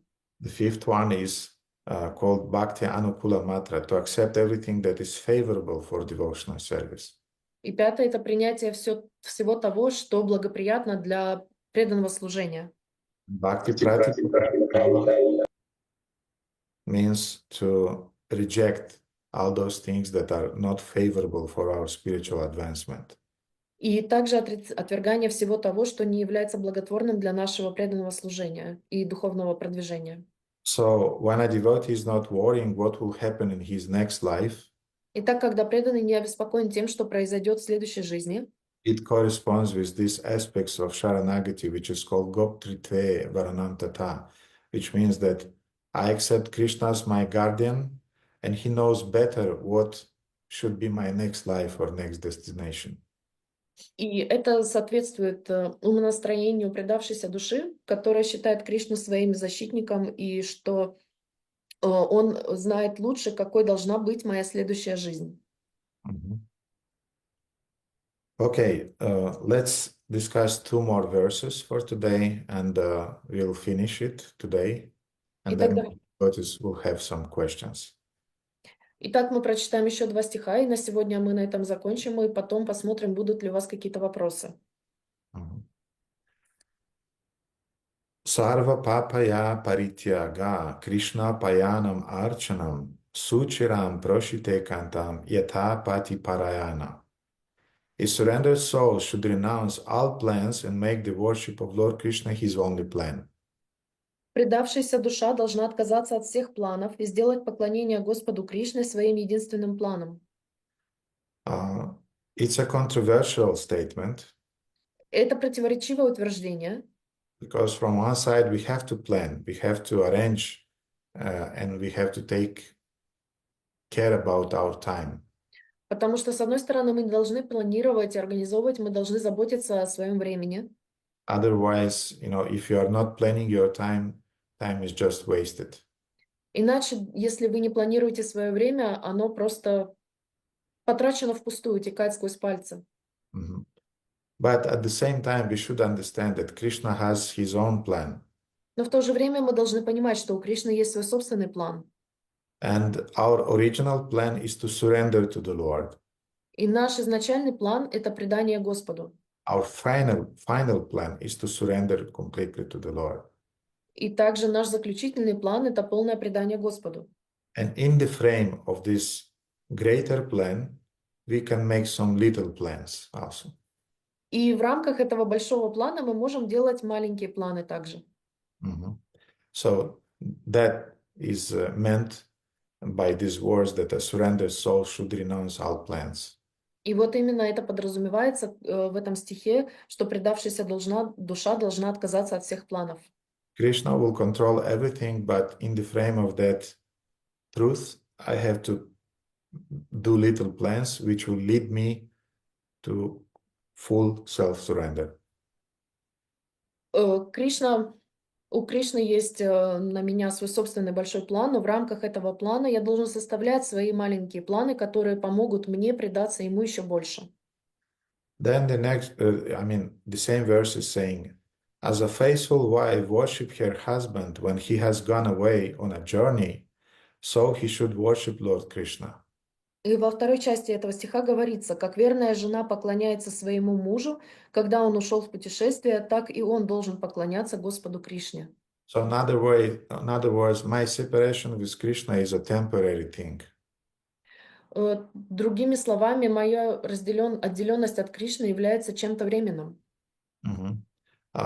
It will be fixed soon, sooner or later, but I'll reunite again with Krishna. Рано или поздно это исправится, то есть я воссоединюсь с Кришной, But meanwhile, when I'm separated with Krishna, но тем временем я отделен от Кришны, I behave like a chaste wife. я веду себя как верная жена. Mhm. It's not that I don't know, your husband is outside and you are starting calling some of your former boyfriends. Это не то, чтобы как если бы вы жена, у которой муж только спустился по лестнице, а вы уже бывшим парням звоните. Mhm. So, no, you remain chaste, loyal to your husband, even when he's absent, when he's gone away, traveling somewhere or working somewhere and so on. Нет, вы оставляетесь целомудренно верной женой, которая остается верной своему мужу, когда он где-то работает, где-то в путешествии или не находится рядом с вами. And being loyal means, to maintain your chastity towards your object of your love. И быть верным означает хранить верность своему объекту, которому вы хотите быть лояльными. And not to compromise your loyalty. И не компрометировать свою лояльность, верность.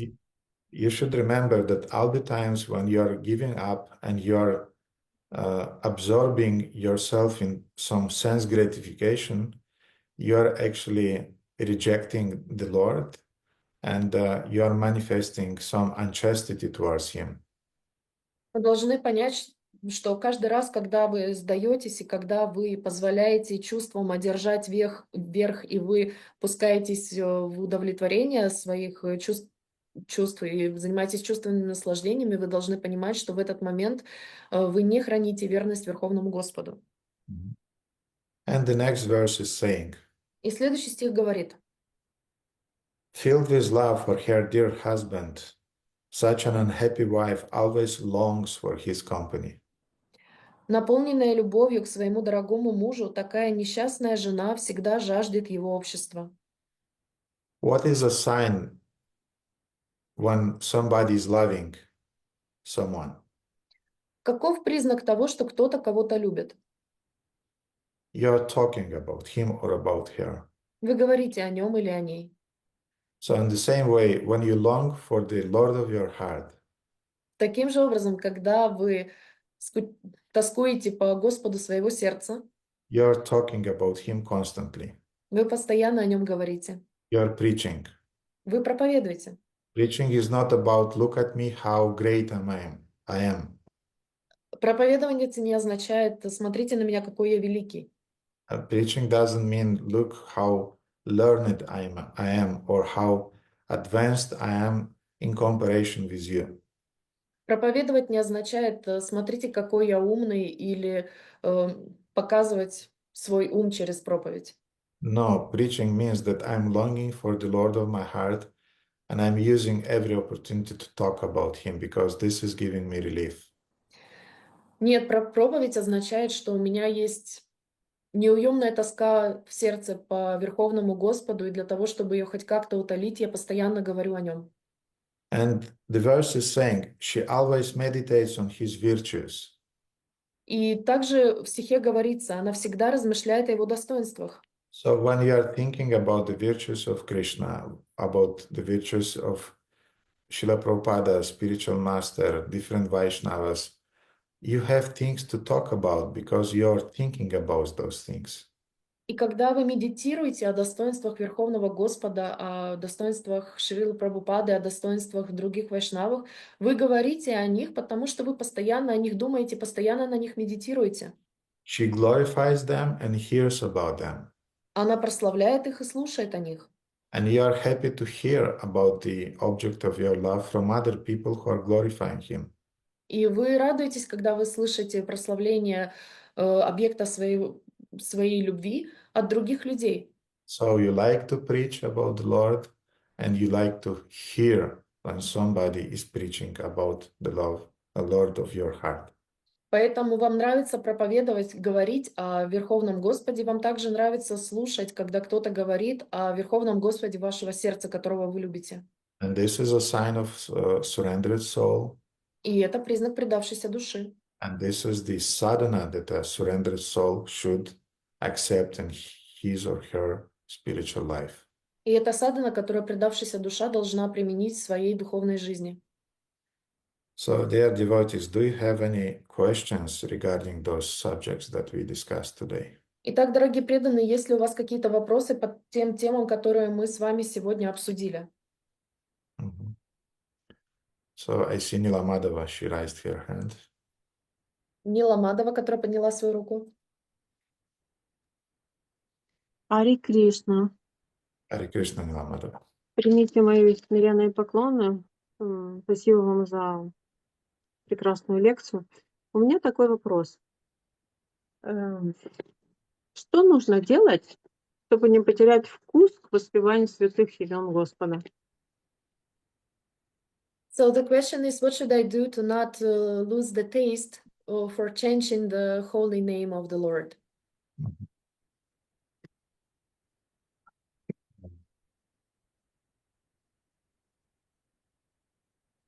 In order not to lose the taste for chanting the holy name of the Lord, we have to listen about the glory of the holy name of the Lord.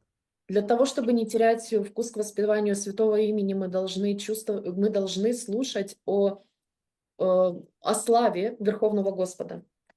And we have to listen about the glory of the holy name from those devotees who have a taste for chanting the holy name. И мы должны слушать о славе святого имени от тех вайшнавов, преданных, у которых уже развит вкус к воспеванию святого имени. This taste can be enjoyed by the devotees who are really surrendering to the Lord. И этот вкус можно увидеть у преданных, которые по-настоящему предались Господу. And when we hear them glorifying the holy name, then we acquire this taste, and we also acquire a deep desire to surrender by following their example. И когда мы слушаем, как они прославляют святое имя, мы видим на их примере этот вкус, и мы также хотим взрастить в себе этот вкус к воспеванию святого имени. So Prabhupada once said that I wrote 80 volumes of my books in order to convince devotees to chant the holy names. Однажды Шрила Прабхупада сказал, что я написал 80 томов книг для того, чтобы пробудить вкус к святому имени у преданных. I said many times, and I'm sure devotees heard me saying this. Я говорил это много раз, и я уверен, что преданные уже слышали, как я это говорю. Shastra is the sister of the holy name. Шастра является сестрой святого имени. To the degree you are studying Shastras, to that degree you develop your taste for the holy name. В той степени, в которой вы изучаете шастры, вы развиваете в себе вкус к воспеванию святого имени. So in order to develop our own taste for the holy name, we have to do two things. Итак, для того, чтобы развить свой собственный вкус к воспеванию святого имени, мы должны делать две вещи. First, we have to listen from the devotees who have a taste for the holy name. Первое, мы должны слушать преданных, у которых уже развит вкус к воспеванию святого имени. And we have to be very serious in our Shastra studying, in Svadhyaya. И также мы должны быть очень серьезными в нашей свадья и в изучении шастры. Mhm.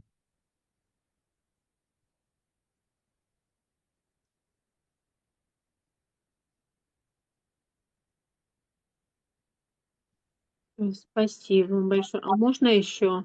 Можно Да. еще вопрос? Да, пожалуйста, Нелана. Мы также должны взять какие-то аскезы, когда духовный учитель ругает нас, или просто мы должны принимать волю Господа и делать то, что Он просит? Should we take some austerities when spiritual master is chastising us, or we just have to accept it as the will of Lord and be detached? The biggest austerity in our relationship with our spiritual master is not to speculate. Самая большая аскеза в наших взаимоотношениях с духовным учителем — это не спекулировать. Our tendency to speculate is spoiling our relationships. Наша тенденция к спекуляции портит наши взаимоотношения. Therefore, don't speculate anything, just do whatever he's telling you to do. Поэтому не спекулируйте, просто делайте то, что он вам говорит делать. And don't invent anything. И ничего не изобретайте. Mhm. This is our austerity. Это наша аскеза.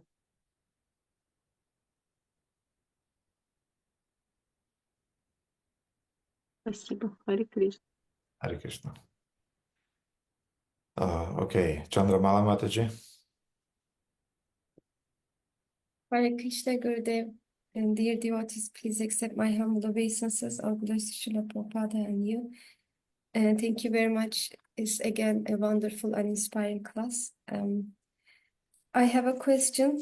It's about the story between Jiva Goswami and Rupa Goswami, that Rupa Goswami said that if you don't tolerate the correction of authorities, then you don't have a place in Vrindavan. And according to this, I want to ask a personal situation about this topic. That couple of days before, I decided to not to do any critics for 3 months. I made them a vow, and I increased the rounds of my chanting to prepare to Mayapur, if I can go. So I decided to do something special before going there. And then something happened to Dinabandhu Prabhu. And I completely broke my vow, and I start doing, I think, many critics. I am very shy to explain this, but I want to be honest to learn. And something happened, and I felt like it was not a correction, it was not a chastisement, included love, and it was like, it feels like a blaming, and I feel like it's so injustice.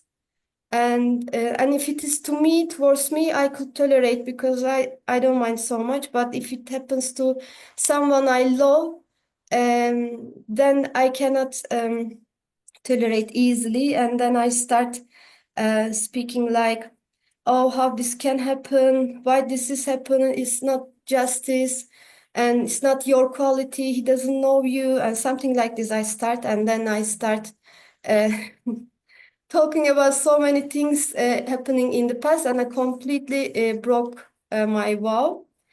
And I think it was a test of Krishna, because if nothing happens, it's easy to not criticize. But when the things comes, so I felt sad after that, and I feel myself I did some offenses by speaking like that. But how I can be tolerant if something not nice happened to our beloved ones, and if we feel, especially, it's not like a chastisement, including love and a desire to make the person improve in spiritual life, but just like a blame. Thank you very much. I'm sorry about this bad question, but I just want to improve in these topics because this is my weak point. Hare Krishna. Харе Кришна. В истории про Джива Госвами и Рупа Госвами, в которой Рупа Госвами сказал, что я отвергаю тебя, ты больше не мой ученик, потому что ты не можешь принимать никаких авторитетов. А те, кто не принимает никаких авторитетов и не слушают старших вайшнавов, для них нет места во Вриндаване. И в связи с этим Матаджи хотела задать вопрос. Она в качестве подготовки к Майяпуру взяла клятву на 3 месяца никого не критиковать, и точно так же тоже она увеличила количество кругов для воспевания святого имени. Но пару дней назад с Динабанду Прабhu что-то случилось, и когда дело касается ее, она способна воспринимать определенную критику или даже когда тебя ругают и так далее. Но когда дело касается твоего любимого человека или тех людей, которых ты любишь, мы не в состоянии себя сдерживать, и таким образом она начала обсуждать. То есть это не было просто замечание, она не почувствовала в этой ситуации, что к ее возлюбленному хотят отнестись с какой-то любовью для того, чтобы он совершенствовался. Это прозвучало больше как обвинение. Она почувствовала очень сильную несправедливость. И сначала она просто начала говорить о том, что это несправедливо, так не должно быть, как это произошло, почему так происходит. И потом она постепенно добралась до откровенной критики, и она хотела спросить, она понимает, что это был тест от Кришны, и что она нанесла много оскорблений таким образом, но она бы хотела поинтересоваться, как себя вести в той ситуации, когда дело касается не нас, а когда кто-то критикует или обвиняет, или перекладывает ответственность на нашего любимого человека, и она извиняется за этот неприятный вопрос, но это ее слабое место, и она хотела бы понять, как справляться с такими ситуациями. You as a wife, you have a duty. У тебя, как у жены, есть обязанность. And this duty is described in terms of dharma patni. И это объясняется в термине Dharma patni. Dharma patni means one who is protecting the dharma of your husband. Харма патни означает это та, кто защищает харму своего мужа. Or one who is helping your husband to maintain his dharma. Та, кто помогает поддерживать дхарму мужа. And we have both sides in life. У нас есть обе стороны в жизни. Sometimes our husband is doing mistakes. Иногда наш муж совершает ошибки, Sometimes devotees are doing mistakes towards our husband. а иногда преданные совершают ошибки по отношению к нашим мужьям. And an intelligent wife, she knows to keep the balance of correcting the husband when he's doing mistakes, and at the same time correcting the community of devotees when the community of devotees or some devotees are just blaming your husband. И мудрая жена должна поддерживать этот баланс между тем, чтобы поправлять своего мужа, когда он неправ и совершает ошибки, и также между тем, когда в обществе вайшнавов или некоторые определенные преданные начинают откровенно обвинять твоего мужа. For sure, you should not remain indifferent when somebody is just blaming your husband because he just doesn't like him. Конечно, ты не должна оставаться неравнодушной, когда кто-то откровенно обвиняет твоего мужа только потому, что он им, скажем, не нравится. But you'll have to intervene in an intelligent way, in a balanced way, in such a way that you will not make the situation even more worse. Но ты должна будешь вмешаться очень красивым, интеллигентным образом и таким образом, чтобы ты не создала еще, не ухудшила эту ситуацию.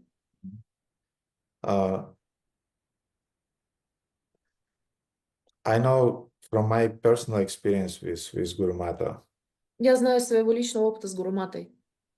sometimes when people were attacking me because they just don't like me, Иногда люди меня просто атаковали только лишь потому, что я им не нравился.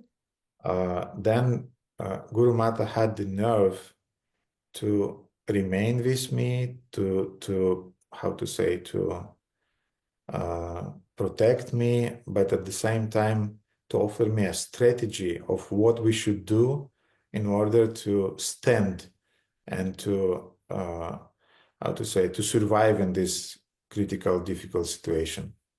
И тогда у Гуруматы хватило духу не только остаться со мной, быть на моей стороне, но и также она предлагала мне стратегический план того, как мы должны противостоять этой неблагоприятной ситуации и оставаться на своей линии поведения. So, in other words, you should not become heated when things are happening like that. Другими словами, тебя не должно воспламенять, подогревать вот эта вся ситуация, когда она происходит. Because you'll make things even worse. Потому что ты только сделаешь ситуацию хуже. When something like that is happening, the husband need a cool head nearby. Когда такие вещи происходят, твоему мужу нужна холодная голова рядом. He is already heated. He's already tolerating the insults and things like that. and he needs cool energy to deal with that. Твой муж, он уже, у него все горит, он уже находится в состоянии принятия этой критики, там, несправедливых каких-то обвинений, а ты должна рядом находиться со своей холодной энергией для того, чтобы его остудить и помочь ему. But if you are heated yourself, then things really becomes bad. А вот если ты тоже начинаешь возгораться, то все становится гораздо хуже. Unfortunately, life is unjust sometimes. К сожалению, жизнь иногда несправедлива. And people from whom you are expecting some care and love, I'm talking about sinner devotees, sometimes they, how to say, without any justice, they're really, really cold, impersonal, heavy, and even cruel. И иногда преданные, я говорю о старших преданных, от которых вы обычно ожидаете любовь, поддержку, внимание и заботу. Иногда они очень холодные, отстраненные, равнодушные даже. Mhm. And it's a period of tasting and a period of surrender, as I said. И, To как я уже сказала, это период тестирования, период определенных тяжелых ситуаций. And Rupa Goswami is saying that Ganga sometimes can be very muddy. И Рупа Госвами говорит, что Ганга иногда может быть очень мадхи, Muddy, мади. может быть намыленной, грязной, Мгм. but still the holy water of Ganga remains holy. Но все равно святые воды Ганги остаются священными. So in the same way, sometimes sinner devotees, they can be affected by the modes of material nature. И точно так же старшие преданные могут иногда быть осквернены гунами окружающей материальной природы. Temporarily, let's believe that it's a temporary contamination of the modes of material nature. Временно, давайте надеяться, что это временное осквернение гунами материальной природы. And when the devotees are temporarily covered by some ignorance and passion, you should be tolerating. И когда преданные временно покрыты этой гуной страсти или невежества, вы должны быть терпимы. And again, leave the situation in Krishna's hands. И снова оставьте это в Кришне, для того, чтобы он разбирался с этой ситуацией. Guru Mata often is telling me, behave like a sadhu. Гуру-мата часто говорит, не веди себя как саду. Yes, I know that he's wrong, but your action, you should behave like a sadhu. Да, я знаю, что он не прав, но ты должен вести себя как саду. And sometimes it's frustrating that he wants from her some, I don't know, some words like, yes, he's a demon and things like that, but he's not saying it. И да, иногда вы хотите услышать от нее слова, как вот, он демон, он не прав, но вместо этого вы слышите что-то другое. No, you should behave properly. Нет, вы должны себя вести правильным образом. And so you should give your husband strength to pass through this situation. Вы должны дать своему мужу силы для того, чтобы он смог пройти через эту ситуацию, By remaining cool-headed оставаясь с холодной головой and by offering a long-term strategy of tolerating and of overcoming this situation. и предлагая ему стратегию, как эту ситуацию превзойти и остаться какими? Вы должны предложить ему дальносрочную перспективу, как преодолеть эту ситуацию, как вытерпеть, перетерпеть ее и исправить ее. И я забыл сейчас, что я хотел сказать.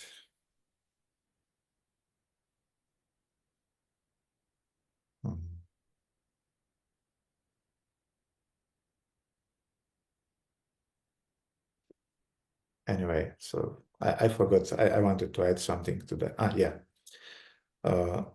Also, you have to remain Dharma Patni not only when people are doing mistakes towards your husband, but also when your husband is doing mistakes. И вы также должны оставаться дharma-патни не только когда ваш муж, преданный совершает ошибки по отношению к вашему мужу, но и когда ваш муж совершает ошибки. And your husbands, their wives, their ladies, matages will do mistakes. И ваши мужья, дорогие, преданные, дорогие матаджи, они будут совершать ошибки. And from one side, you'll have to remain loyal, И с одной стороны, вам нужно будет оставаться верными, but from another side, you'll have to help him correct the situation. но с другой стороны, вы должны будете помочь ему исправить ситуацию. Because if you are just becoming blind and you're just blindly covering him, it will be a disservice to your husband. Потому что если вы будете слепы и будете просто пытаться выгородить его, это никому не поможет. If he is giving up to his anger, to his rebelliousness, to his lust, to his tendency to criticize, and you're just covering him, you're doing a disservice to him. Если он оправдывает свою злость какими-то, приписывает туда свою похоть, свои какие-то низменные желания, вы ничего хорошего ему не делаете, когда вы его покрываете, поддерживаете его в этом. You'll have to show him affection because he'll require it, but at the same time, you'll have to be sincere and tell that, this is a wrong mentality and I want to help you to overcome it. Вы должны будете быть к нему благосклонны, но в то же время вы должны будете ему твердо сказать, что здесь ты поступаешь неправильно, и я хочу тебе помочь это исправить. So it's not easy to be a wife of a devotee Не просто быть женой преданного, because you'll have to protect your husband from his own anarthas потому что вам нужно будет защищать мужа от его собственных анарт, and also you'll have to protect your husband from the anarthas of other devotees. и также вам нужно будет защищать вашего мужа от анарт других преданных.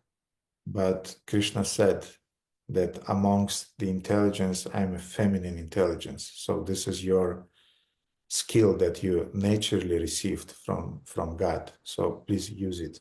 Но как Кришна сказал, что среди всех интеллектов я являюсь женским интеллектом, поэтому это дар от Бога, который ты должна использовать.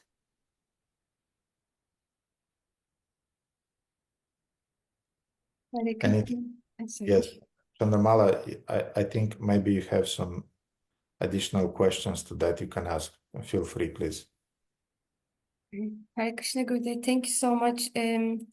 You make the things clear and ordered in this topic.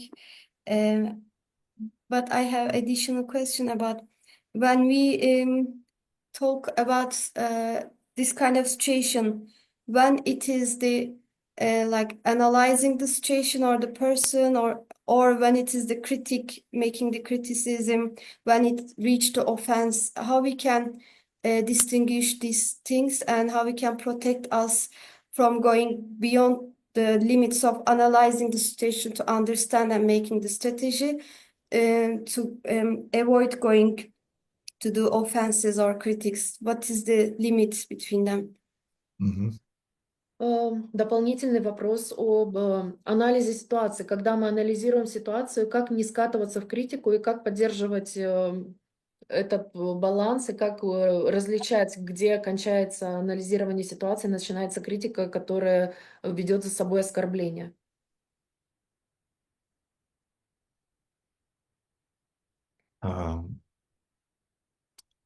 You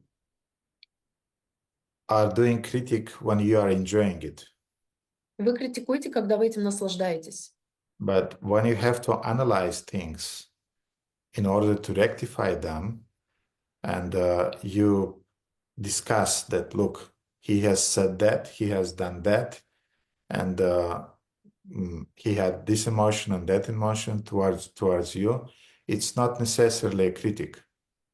Но когда вы анализируете ситуацию для того, чтобы прояснить определенные моменты, вы говорите, вот он сказал вот так, он поступил вот так, и вам нужно это для того, чтобы разъяснить ситуацию, а не для того, чтобы раскритиковать кого-то. What a doctor is doing when he's making a diagnosis of a disease. Что делает доктор, когда он занимается диагностикой заболевания? Is he criticizing or he's diagnosing? I don't know. Он критикует или он диагностирует? No, he's making a diagnosis which helps him then make the needed steps in order to cure the disease.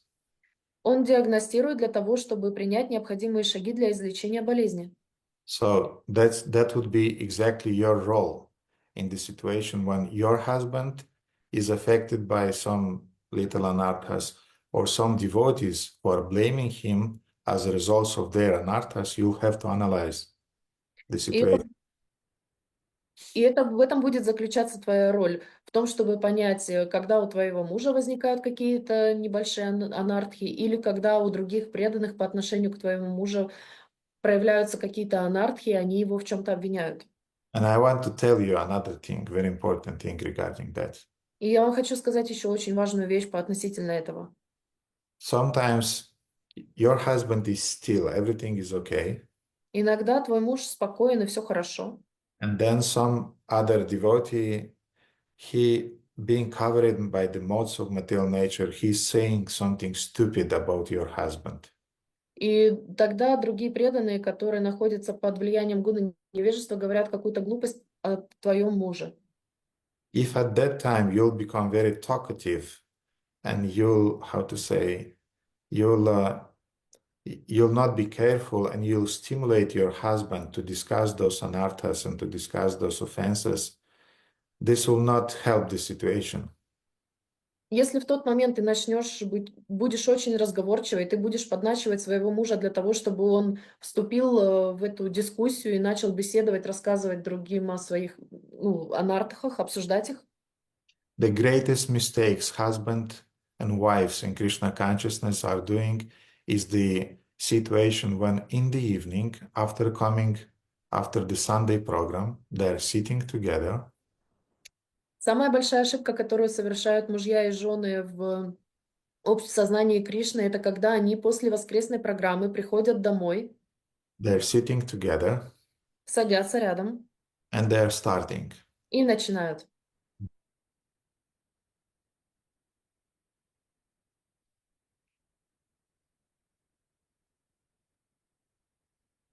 Я вас не услышала. Did you heard what she said? Ты услышал, что она сказала? Кришнаканта, я пропадал? То есть, Практически только последнюю фразу слышала. Ты слышал, что она сказала? So they're sitting together and they're starting gossiping. То есть Did они you сидят и начинают сплетничать. Did you hear what she said, what he said? А ты слышал, что сказала она, что сказал он? Did you hear what he said during the class? Ты слышал, что она сказала во время лекции? It definitely was about you. Это точно про тебя было. Did you see how she sang the kirtan? Ты видел, как она пела киртан? Have you seen this prasadam? It was horrible. А просадом видел, это было ужасно. When we came, they did not greet us with Hare Krishna. Когда мы пришли, они нас не поприветствовали Харе Кришна.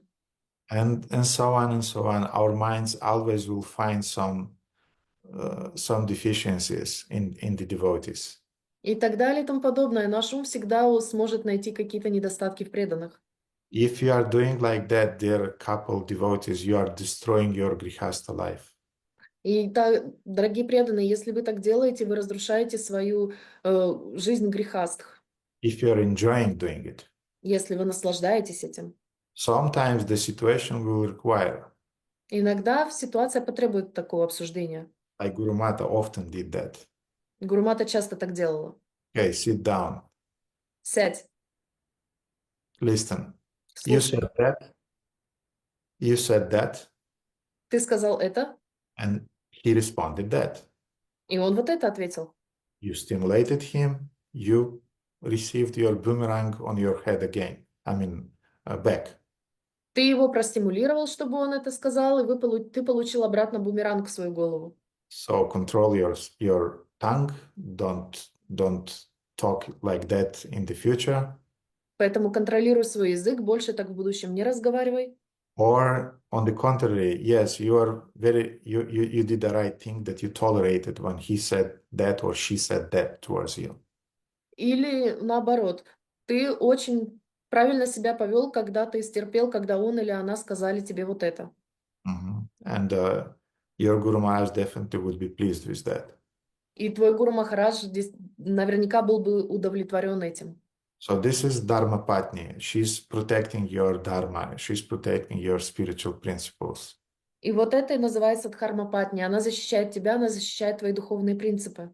She's not permitting her husband to become mental, Она не позволяет своему мужу стать ментальным, that he's coming home and everybody's hating me, nobody's loving me. And she's saying, yes, nobody's loving you, everybody's hating you, you're right. No, she doesn't do like that. когда он приходит домой и говорит, все меня ненавидят, никто меня не любит, а она такая, да, все тебя ненавидят, никто тебя не любит. Нет, она так не делает. No, you are doing some good things, you are doing some stupid things. Ты делаешь какие-то хорошие вещи, ты делаешь какие-то глупые вещи. And I'll support you in both ways, don't worry. But sometimes you are doing also stupid things, don't do them. Я тебя поддержу в любом случае, не беспокойся, но иногда ты делаешь глупые вещи, пожалуйста, не делай их. And sometimes devotees would do stupid things towards our husbands. И иногда преданные будут совершать глупые поступки в отношении наших мужей. And then the wife should remind her husband how to perceive the situation in a Krishna conscious way, not in a false ego way. И тогда жена должна будет напомнить мужу, как воспринимать эту ситуацию в сознании Кришны, а не с точки зрения ложного эго. And dear wives, if you need a weapon to help your husband to pass through those situations, then please receive it. И если вам, дорогие жены, нужно секретное оружие, которое вы будете в таких ситуациях употреблять и помогать своему мужу, то даю вам его сейчас.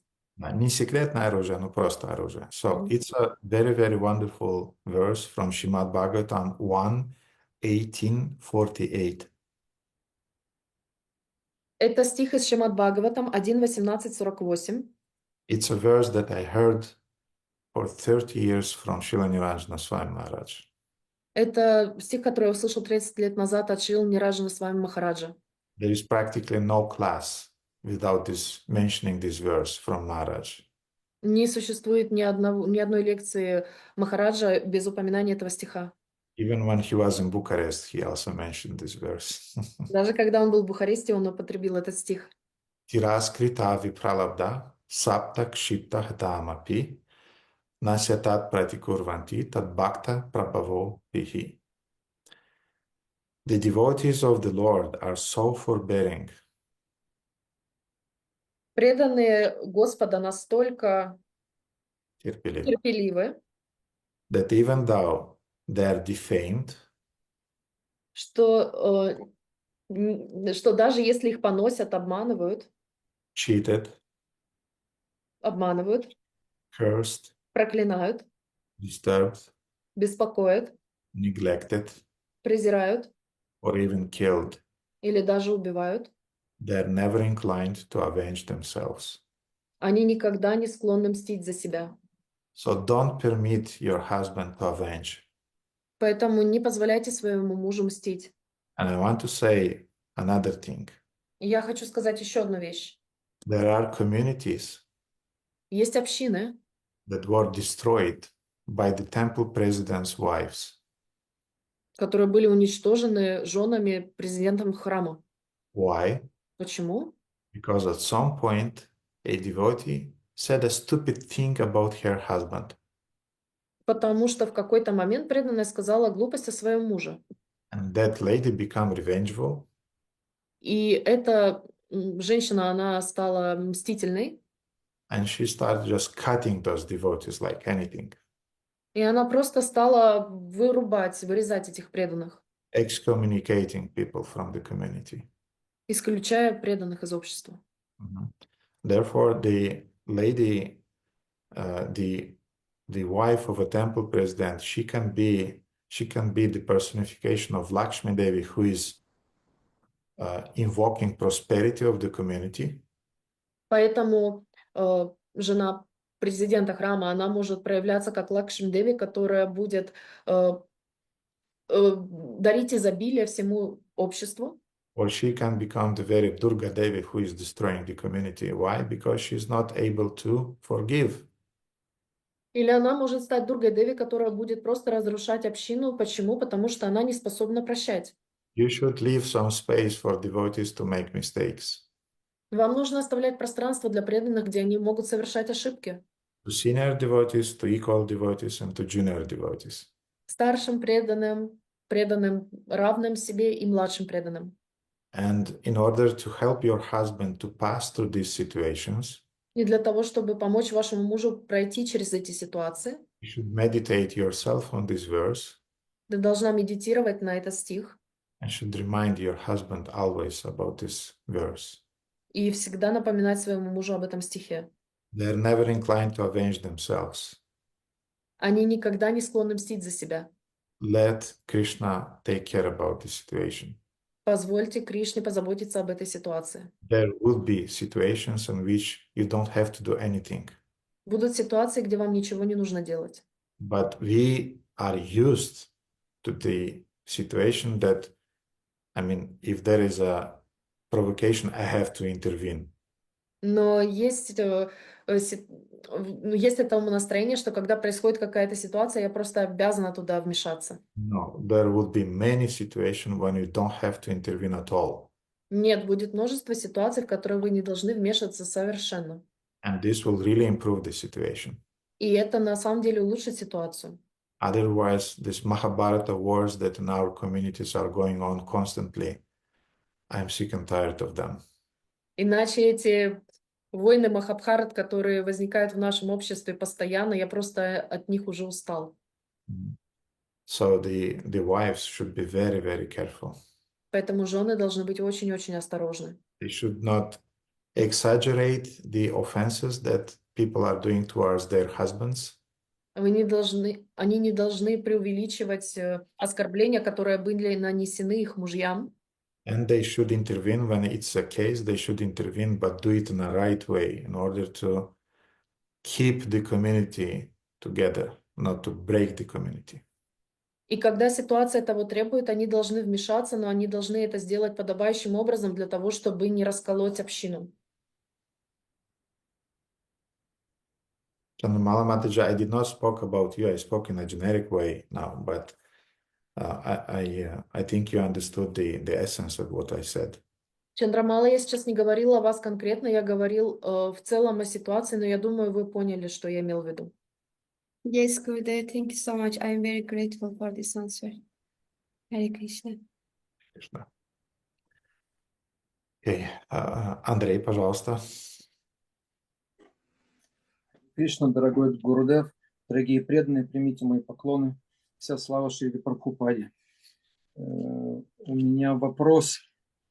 Шрила Прабхупада оставил нам, наряду с прочими своими дарами, один из элементов садханы, нашей ежедневной, это Мангаларати. В данном случае я имею в виду замечательную молитву Шри Гурваштаку. И, естественно, мы должны с пониманием не просто тараторить эту молитву, а каждый текст, каждый стих ее произносить с пониманием. И вот вопрос по 6-му тексту, это Никунджа Юно Ратикели Ситхей. То есть здесь прославляется Манджари Бхава, духовного учителя.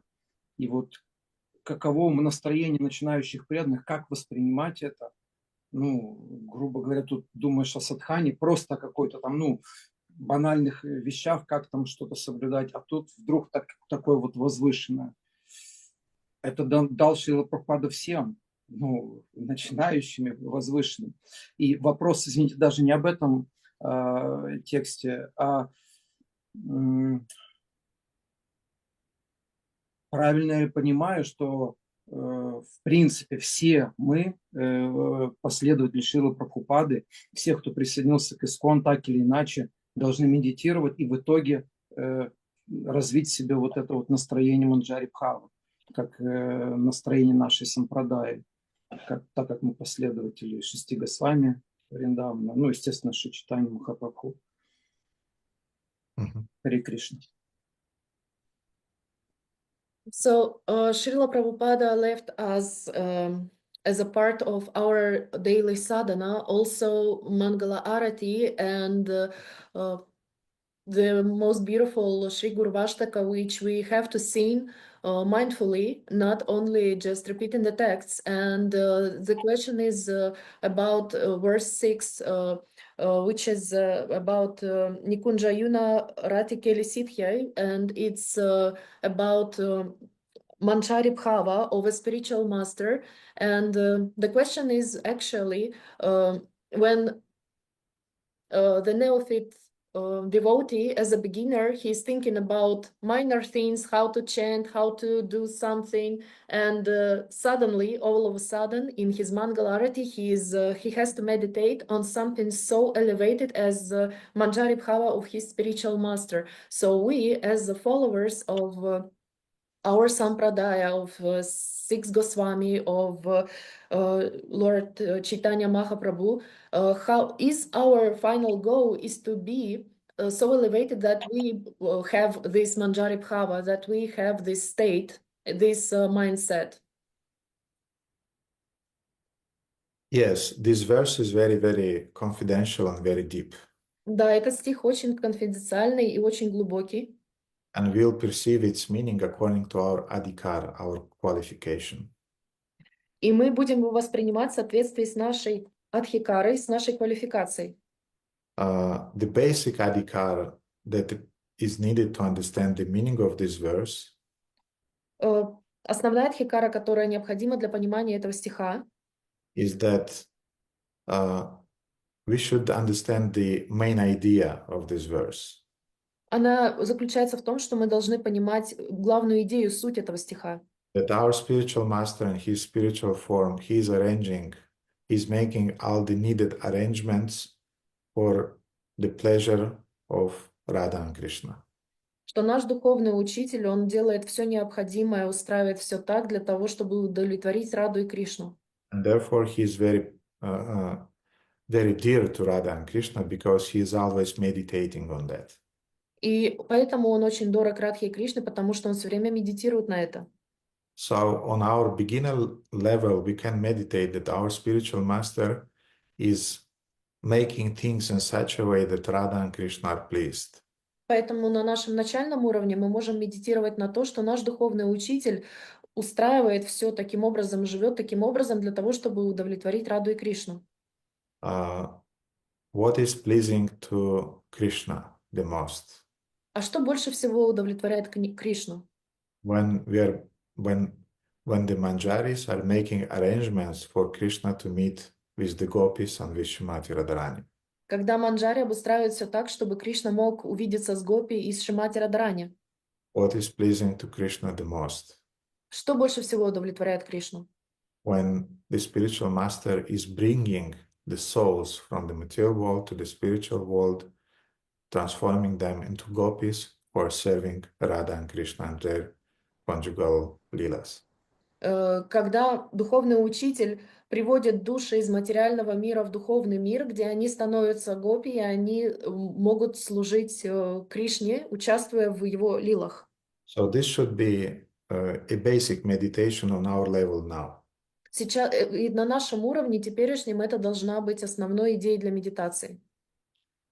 Yes, this is the one of the most confidential truths that our Gaudiya Sampradaya is transmitting from one generation of devotees to another generation of devotees. Да, это очень конфиденциальная и главная идея, которую в нашей Гаудия Сампрадае преданные передают с поколения в поколение.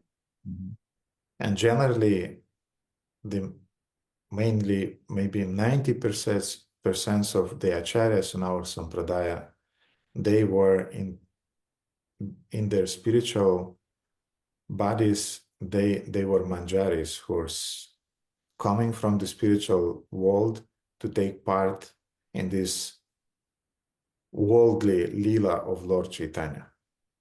И 90% предыдущих ачарьев, которые были в нашем мире, они раньше были манджари, которые спустились из духовного мира для того, чтобы поучаствовать в этой игре Господа Чайтаньи на земле.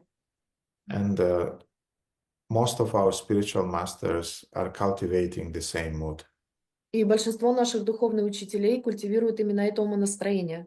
There are some exceptions, Есть исключения, but mostly, yes, this Manjari Bhava is the main aspiration of our spiritual masters. но да, главным образом Манджари Бхава является умонастроением и медитацией для наших духовных учителей. And therefore, when the time will come and we'll be completely qualified, we'll be able to discuss with our spiritual master this topic, even the topic of his own Swarupa in the Leelas of Radha and Krishna. И когда наступит время, мы будем достаточно квалифицированы для того, чтобы обсуждать это с нашим духовным учителем и даже обсуждать сварупу, которую он будет иметь в лилах с Кришной, в играх с Кришной. I want to say one thing. Но я хочу одну вещь сказать. So, sometimes some devotees, they're cultivating Sakya rasa, Я хочу сказать, что некоторые преданные иногда культивируют сакья-расу. but it's not just plain Sakya rasa, it's a Sakya rasa which allows them still to participate in some arrangements for Radha and Krishna's Leelas. Но это не просто игра в сакья-расу, это проживание сакья-расы, которое гарантирует им, что они будут участвовать в этих играх Рады и Кришны. There are Krishna's friends who are not aware about Krishna's pastimes with the gopis. Есть друзья Кришны, которые не осведомлены об играх Кришны с гопи. And there are devotees in parental mood who are not aware about Krishna's pastimes with the gopis. И есть преданные в умонастроении родители, которые не осознаны о прошлых играх Кришны с гопи. But in our sampradaya, even if devotees were cultivating the Sakya rasa or Vatsalya rasa, it was a special Sakya and Vatsalya rasa which allowed those devotees to indirectly participate in Radha Krishna pastimes. Но в нашей сампрадае преданные, которые культивировали в себе сакья-расу или ватсалья-расу, они позволяли им участвовать в этих играх Кришны. Yesterday I heard a very beautiful explanation from Param Gurudev, Pujapad Srila Shivaram Swami Maharaj. И вчера я слышала очень интересное высказывание в лекции моего Гурудева Шрила Шиварама Свами Махараджа. He was saying that Krishna is the personification of beauty, Он говорил, что Кришна является проявлением красоты, and Shrimati Radharani is the personification of love. а Шримати Радарани, она является воплощением любви. And we know that we are fascinated by beauty and love. И мы знаем, что нас всех очаровывает красота и любовь. Consciously or unconsciously, everybody is striving for beauty and love. Осознанно или нет, все из нас стремятся к красоте и любви. Krishna is beauty personified, Shrimati Radharani is love personified. Кришна — олицетворение красоты, Шримати Радарани — олицетворение любви. And the spiritual master, he is serving Krishna, he is serving Shrimati Radharani. И духовный учитель, он служит Кришне, служит Шримати Радарани. He is giving pleasure to them Он доставляет им удовольствие, наслаждение, by bringing other souls to their lotus feet приводя новых преданных к их лотосным стопам and by participating in those leelas in his spiritual body, in his heart, by serving Radha and Krishna in his spiritual body. и также даря им свое служение в своем духовном теле в их лилах между Кришной и Радхой. Siddha sadhana rupena chatrahi. In his sadhaka rupa, he's doing some service in the material world. In his siddha rupa, he's doing some service in the spiritual world. В своей садхака-рупе он выполняет определенное служение в своем физическом теле, и также он выполняет служение в своем духовном теле. Как оно называется? Siddha rupa. Сида-рупа. And the service that he's doing here in the material world is not less important than the service he's doing in the spiritual world. И служение в этом материальном мире, оно не менее ценное и важное, чем то служение, которое он производит в духовном мире. So these are a few words. When the time will come, you'll discuss with your spiritual master all these details. И это всего несколько слов касательно этого, но когда наступит время, вы будете обсуждать эти вещи со своим духовным учителем. But just a hint. Но только намек. Your Param Gurudev and my Gurudev Ваш Парам Гурудев и мой Гурудев, is cultivating Manjari Bhav. он культивирует Манджари Бхаву. So don't worry, this verse is about that. Поэтому не волнуйтесь, это стих именно об этом. But in time, we'll get all the needed revelations regarding these very, very confidential topics. Но со временем нам раскроются все подробности этого очень конфиденциального, интимной темы. And for now, meditate that your spiritual master is giving pleasure to Radha and Krishna. А до тех пор медитируйте, что ваш духовный учитель доставляет наслаждение Радhe и Кришне. And when the time will come, you'll understand exactly how he's doing it in the spiritual world. И когда наступит время, вы узнаете, как именно он это делает в духовном мире. Meanwhile, Vande Guru Shri Charanaravindan, I worship his lotus feet. А до тех пор вы просто Ванде Гуру Шри Чаранаравиндам, я поклоняюсь его лотосным стопам. Спасибо большое, Гурудев. Харе Кришна. Харе Кришна. Спасибо и вам за замечательный вопрос. Окей, я видел, Кумари Шри подняла руку. Да, Кумари Шри, пожалуйста. Я ее опустила, потому что видела, что еще двое преданных хотят задать вопросы. Харе Кришна, спасибо большое за очередную чудесную лекцию. Я хотела задать вопрос по поводу духовного учителя и тот момент, когда он может отказаться от своего ученика. По каким вот прям вот таким грубым, вот, ну вот точно вот нужно отказаться от такого ученика. И второй вопрос, точнее, вторая часть вопроса, это примет ли духовный учитель в любом случае ученика, если тот исправится? Вот.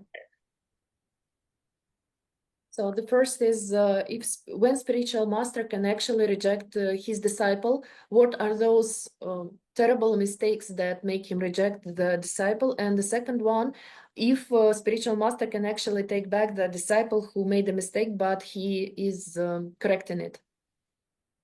It's a very rare thing. Это очень редко происходит. And even when disciples are really ignorant and they're rebellious, still the spiritual master is not rejecting them. И когда ученики по-настоящему упертые и бунтари, все равно духовный учитель их не отвергает. But there are situations yet. Но все-таки существуют такие ситуации. And Hari Bhaktivilasa is describing И Хари Бхактивиласа описывает, that if a disciple becomes envious towards other Vaishnavas and he's criticizing them, если преданный становится завистлив по отношению к другим вайшнавам и начинает их критиковать, if he is becoming a Guru Drohi, если он становится гуру-дрохи, he's rejecting his own spiritual master and he's speculating. он отвергает своего собственного учителя, и он спекулирует. You should understand that Rupa Goswami did not reject Jiva Goswami. He wanted to make a point. He wanted to punish him temporarily to make that his mistake. Вы должны понять, что Рупа Госвами, он не отверг полностью Джива Госвами, он всего лишь хотел донести до него эту идею о том, что он должен исправить свою ошибку. Это было временно. And so sometimes the spiritual master can externally reject the disciple. И иногда духовный учитель может внешне отказаться от ученика. I remember my mother when she was trying to rectify me. Я помню, когда моя мать пыталась отвергнуть меня. First attempt usually was on the level of words that she was trying to explain me. Сначала это было на уровне слов. Она пыталась мне объяснить. I was still very naughty sometimes. Я все равно был непослушен иногда. And then sometimes she could raise her voice. И иногда она даже могла поднять голос. And she is temperate by nature. Она у нее какой характер? Вспыльчивый характер? Вспыльчивый характер по натуре. But still, I was naughty. Но, тем не менее, я был непослушным. And then the last weapon that she had in her arsenal, Но последним оружием, которое было в ее арсенале, это было she was saying, okay, do whatever you want. You're not my son anymore. «Делай все, что захочешь, ты больше не мой сын. Eat everything you want. You can go, you can come anytime you want, your business. I'm taking care about my life. You take care about your life. Ты больше мне не сын, можешь есть, что захочешь, приходить и уходить, когда ты захочешь. Ты занимайся своей жизнью, а я буду заниматься своей жизнью». And at that time, I understood this is serious. И в тот момент я понял, все, вот это серьезно. And in such moments, usually I got to understand that now things are serious and I have to think about the situation. В такие моменты я осознавал, что все становится очень серьезным, и я должен задуматься об этом. But of course, my mother did not reject me. She just wanted to correct me. Но, само собой, моя мать не хотела меня отвергать, она просто хотела меня исправить. In the same way, sometimes the spiritual master, he can take some distance from the disciple Таким же образом, духовный учитель может иногда дистанцироваться от своего ученика in order not to provoke him or her to commit further offenses. для того, чтобы не спровоцировать ее или ее на дальнейшее оскорбление. Because disciples require qualification to be in the proximity of the guru. Потому что ученикам необходима квалификация для того, чтобы быть приближенными к духовному учителю. Hari Bhaktivilasa is saying, don't eat in the front of your disciples. Хари Бхакти Виласа говорит, не ешьте перед своими учениками, Don't sleep in the front of your disciples. не спите перед своими учениками, Don't go shopping in front of your disciples. не делайте покупок перед своими учениками. Why? Because they immediately will treat you on the material level. Почему? Потому что они немедленно станут с вами обращаться как на материальном уровне. Don't be sick in the presence of your disciples. Не заболевайте в присутствии своих учеников. They immediately will consider that you have a material body and you are common man. Потому что они немедленно посчитают, что у вас есть материальное тело, и вы являетесь обычным человеком. And therefore, not to allow disciples to harbor this mentality, sometimes the spiritual master can distance himself from some of his disciples. И поэтому для того, чтобы не подкармливать такой менталитет, духовный учитель может отстраняться от некоторых своих учеников. But it's very rarely when he's rejecting somebody. Но это очень редко происходит, когда он кого-то отвергает. And sometimes there were situations when devotees were complaining to Srila Prabhupada about some disciple. И иногда были ситуации, когда ученики Шрилы Прабхупады жаловались на других учеников. There even was a thief amongst devotees in Mumbai who was stealing things. И так был в Мумбаи среди преданных вор, который воровал вещи. And devotees discovered that he is stealing things. И преданные разоблачили того, кто крал вещи. But Prabhupada said that still I cannot reject him. Прабхупада сказал, я все равно не могу от него отказаться. Prabhupada said, Lord Nityananda never rejected anyone. Шрила Прабхупада сказал, Господь Нитянанда никогда никого не отвергал. So, but Hari Bhaktivilasa describes that if somebody is becoming a Vaishnava Paradhi, Но Хари Бхакти Виласа описывает, что если кто-то становится Вайшнава Апарадхи, or if somebody is becoming a Guru Drohi, или кто-то становится Гуру Дрохи, which means he is rejecting the spiritual master, he becomes completely rebellious and is offending the Guru.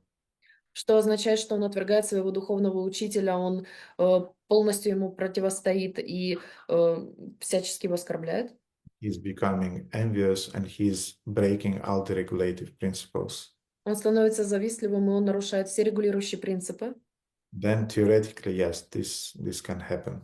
Тогда теоретически, да, это может произойти.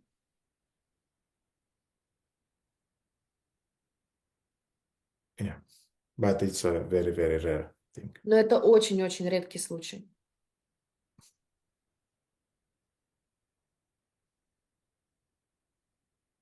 Что-то еще, Кумариши? Нет, спасибо большое, полностью ответили. Спасибо большое. Окей, Рада Канта.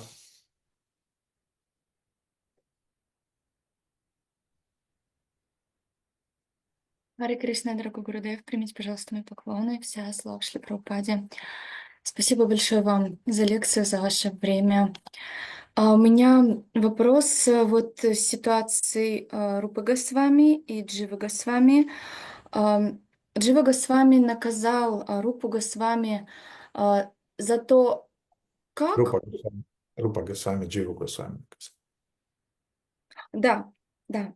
Значит, Рупа Госвами наказал Дживу Госвами за то, что он, в принципе, со старшим преданным вступил вот в полемику, или за то, как он это сделал. Иными словами, как нужно было поступить Дживе Госвами, ну, просто принять критику, то, что его духовного учителя, его работу критикуют, или как нужно было ему правильно поступить. Спасибо.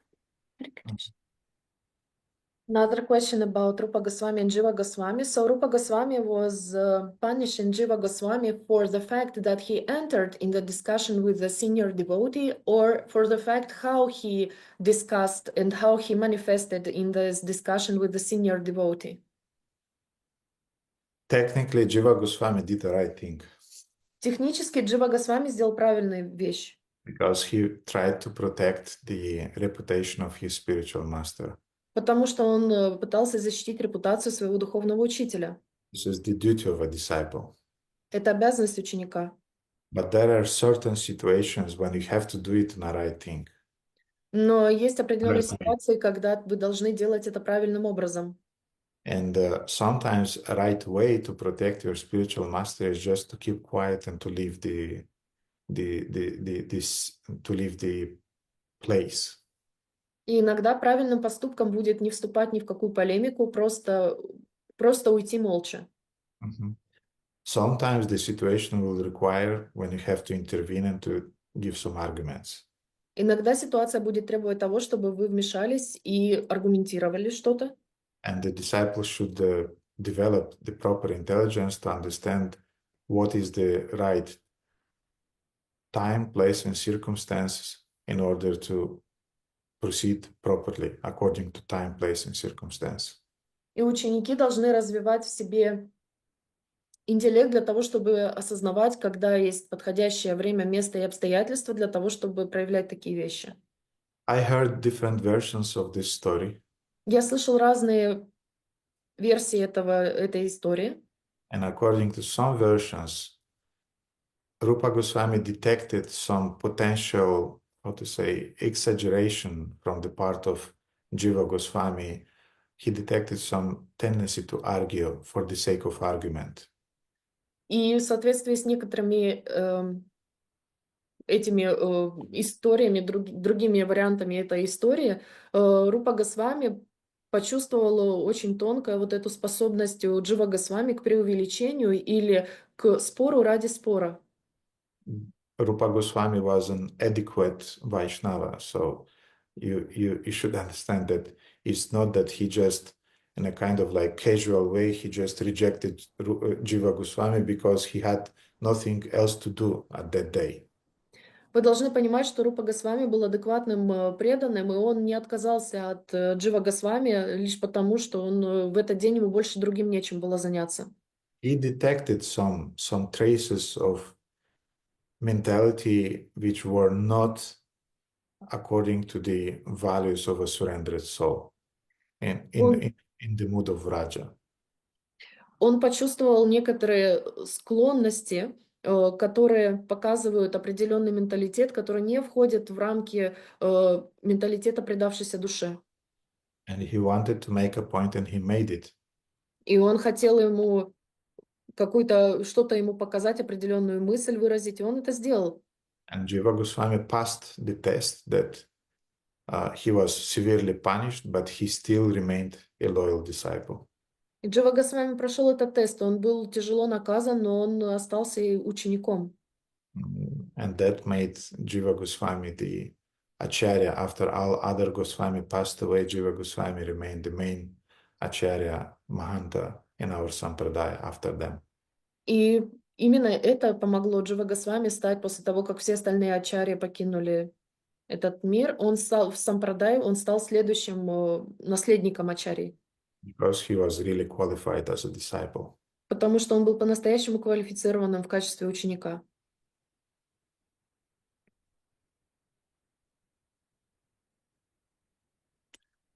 Okay. Aruna Govinda Prabhu. Харе Кришна, Гурудев, примите, пожалуйста, мои поклоны. Вся слава Шриле Прабхупаде. Благодарю вас за возможность общения.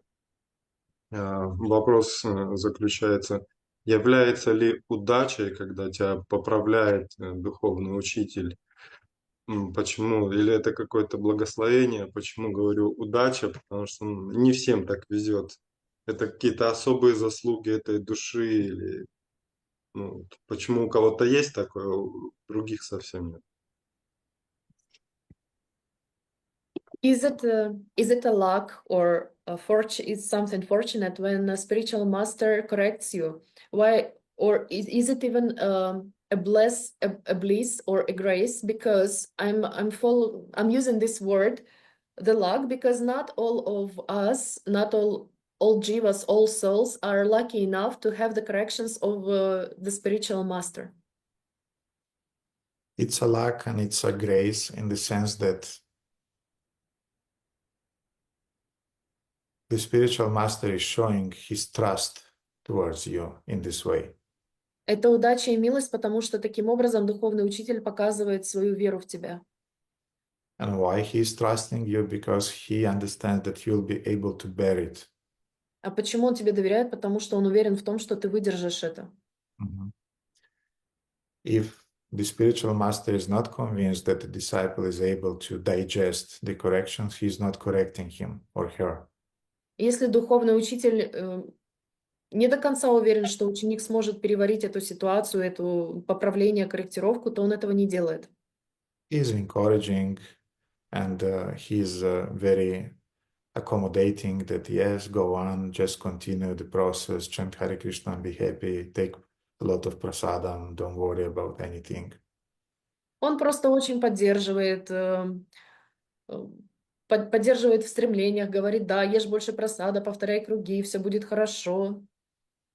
But when a disciple starts to become mature and ready to accept responsibility, Но когда ученик становится зрелым, и он способен принять на себя определенную ответственность, and when the spiritual master detects some potential also to do a lot of wonderful things, когда духовный учитель видит потенциал в том, чтобы делать много замечательных вещей, then he is starting correcting. тогда он начинает поправлять. Prabhupada anyway said that this is the duty of the spiritual master to find fault.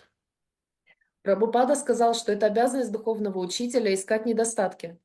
So it's a heavy statement. We have this letter. It's in Prabhupada's letter. That this is the duty of the spiritual master to consciously find fault in the actions of his disciples. И это очень серьезное, трудное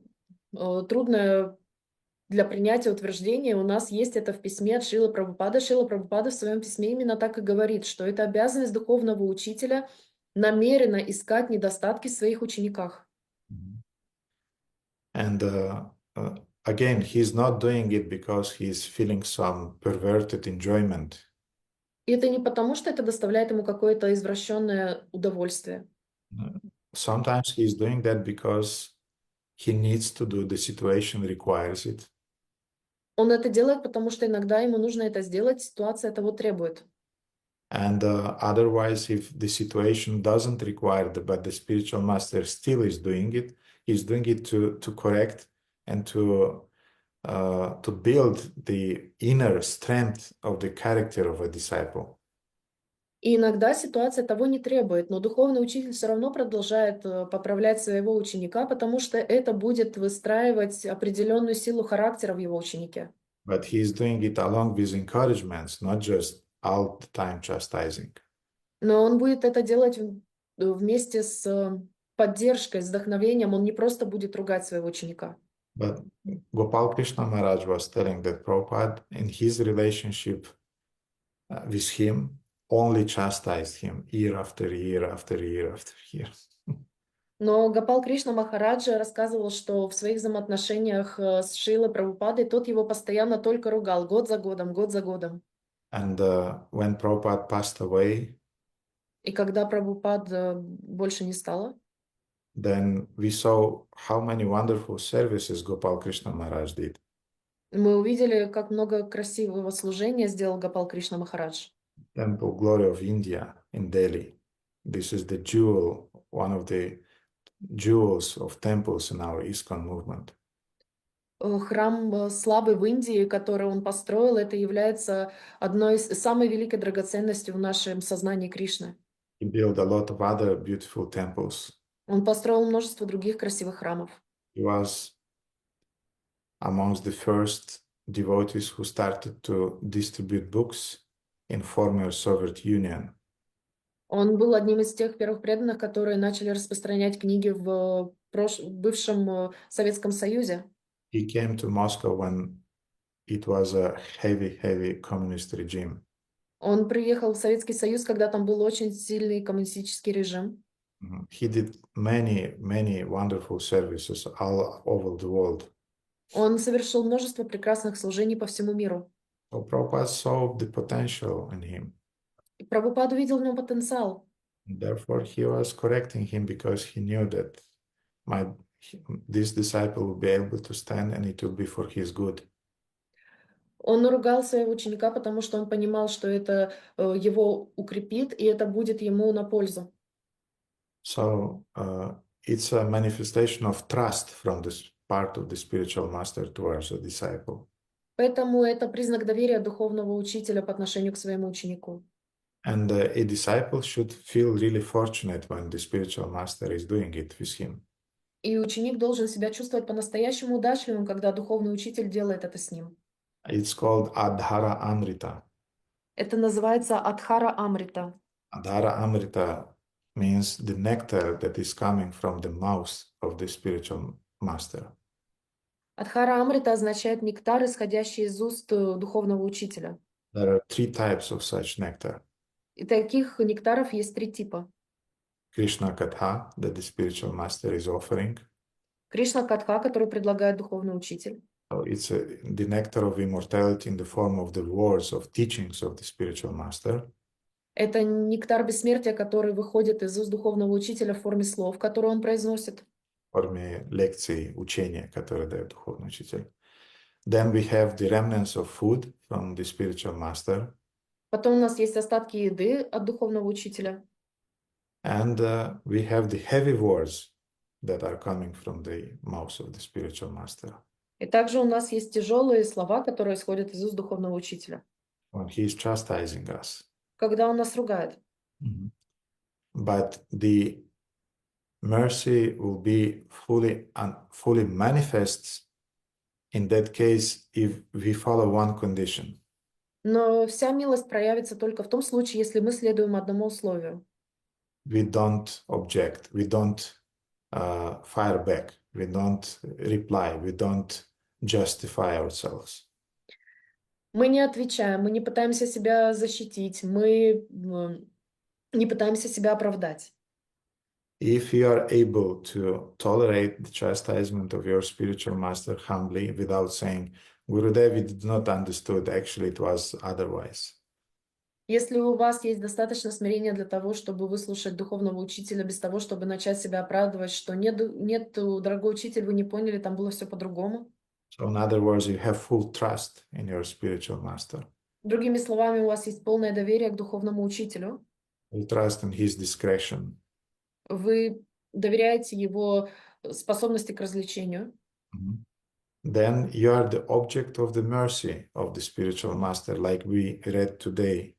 Тогда вы являетесь объектом милости духовного учителя, как мы сегодня с вами прочитали. Let me find this verse. Сейчас найду стих.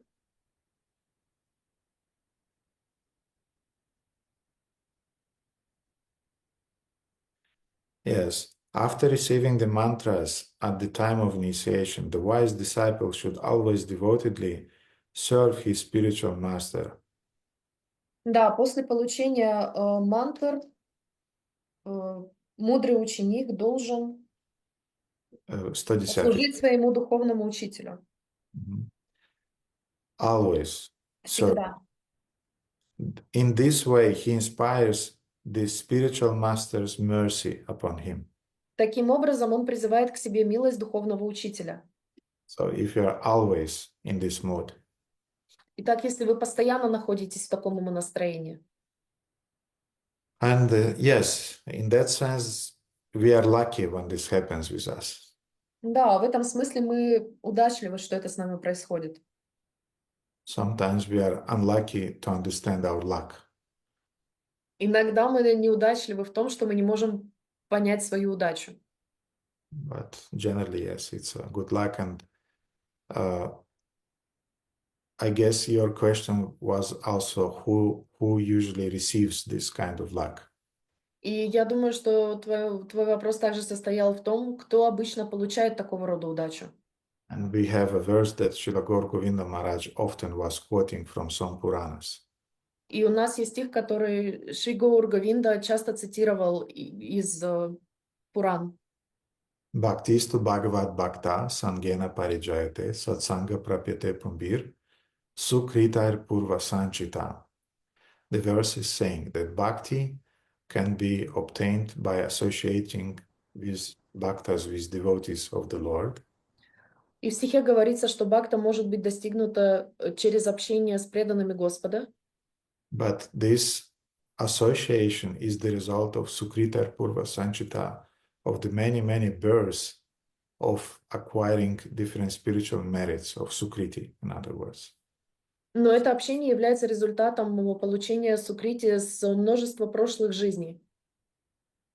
So why some devotees are more close in his or her association with the spiritual master?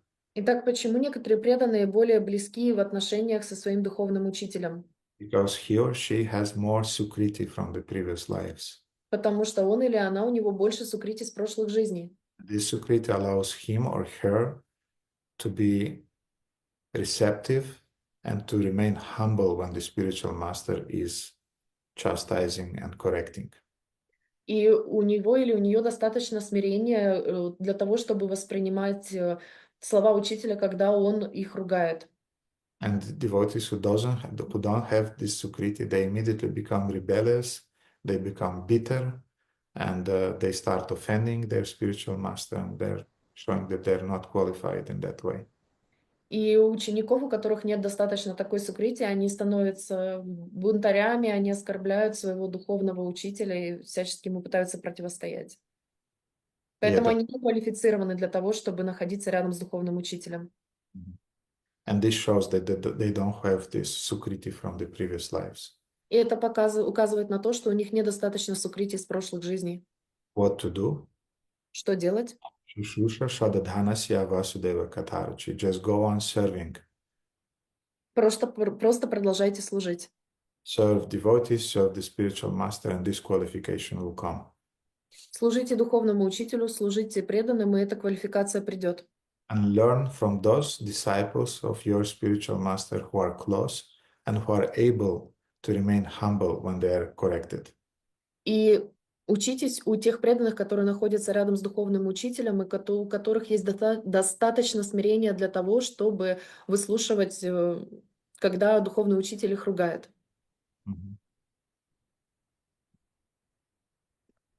Okay, Sergey.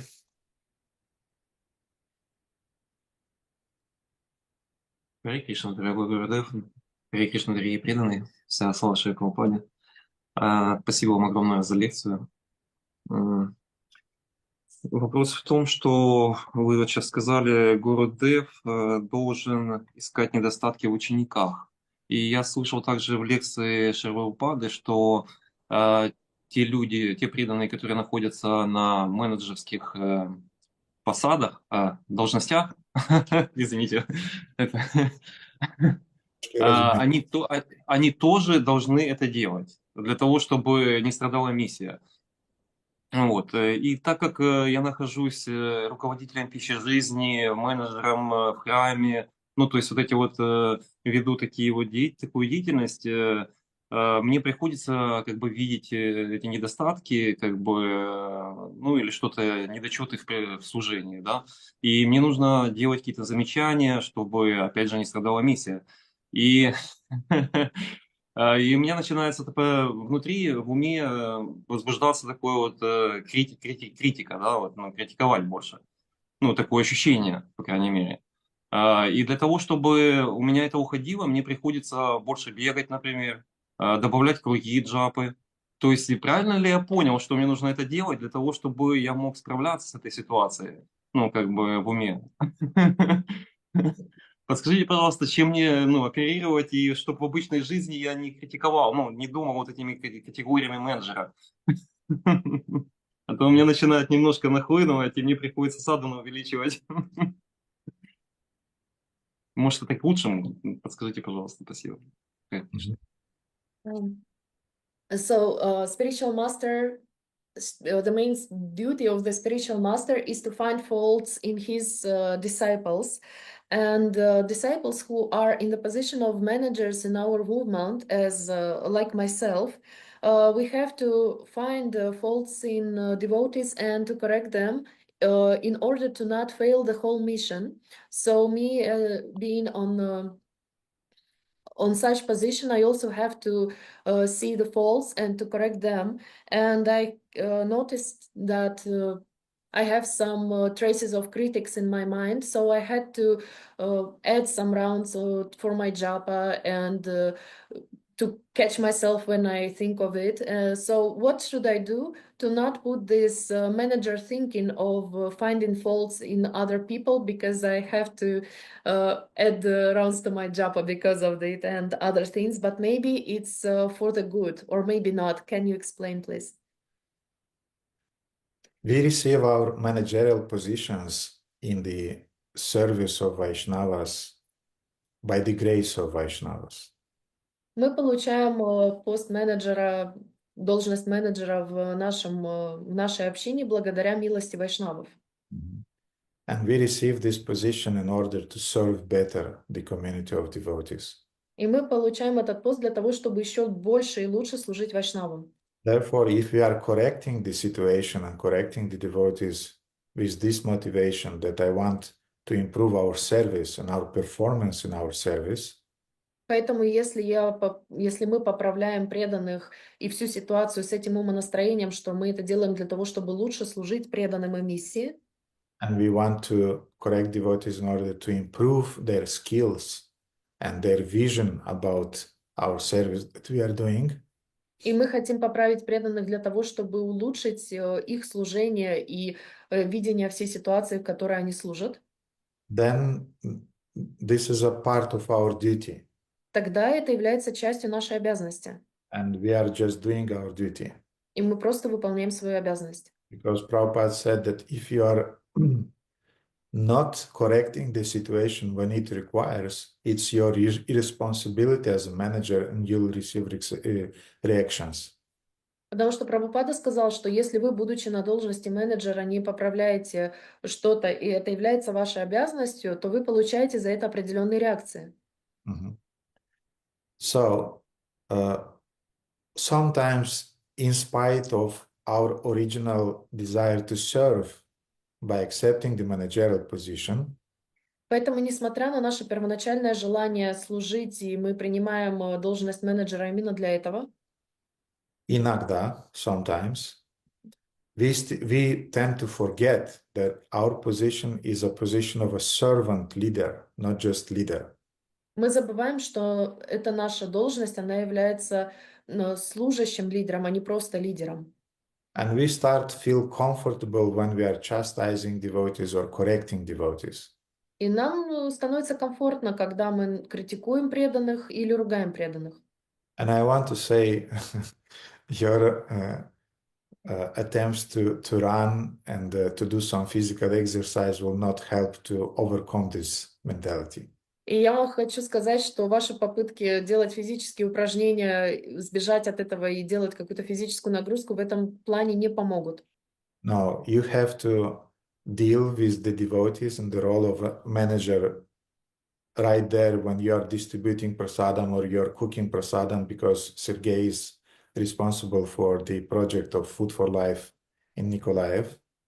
И вы должны будете там на месте сталкиваться с ситуациями, когда вам нужно будет быть менеджером и поправлять преданных, потому что Сергей является менеджером проекта «Пища для жизни». And when you are doing with the devotees, you are doing this service, you have to be there, you have to organize things. И когда вы делаете это служение, вы должны быть полностью в этом моменте поглощены и служить вместе с преданными. But you have to find also some time to spend time with devotees without your managerial hat. Но вы также должны находить время для того, чтобы быть с преданными просто как другой преданный, без вашей шапки менеджера. Therefore, you should find time just to invite people to your home, devotees to your home. Поэтому нужно находить время для того, чтобы приглашать преданных к себе домой. You can feed them some prasadam that you cooked with your own hands. Вы можете их кормить просадом, который вы приготовили своими собственными руками. You can give devotees some gifts. Вы можете дарить преданным подарки. You can take care about the situation when devotees are in difficult situation. You should get involved and help them.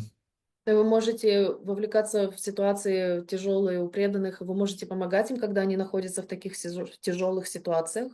So try, beside managerial duties, do some menial service towards devotees. Поэтому помимо своих обязанностей менеджера нужно делать какое-то так называемое низкое служение преданным. I like very much the formula that devotees are following in Champati under the guidance of Radhanath Swami. Мне нравится формула, которой следуют преданные В храме в Champati под руководством Радханатha Swami. They have this system of the temple presidents who are rotating. У них есть этот метод, когда они выбирают президента храма через жребий.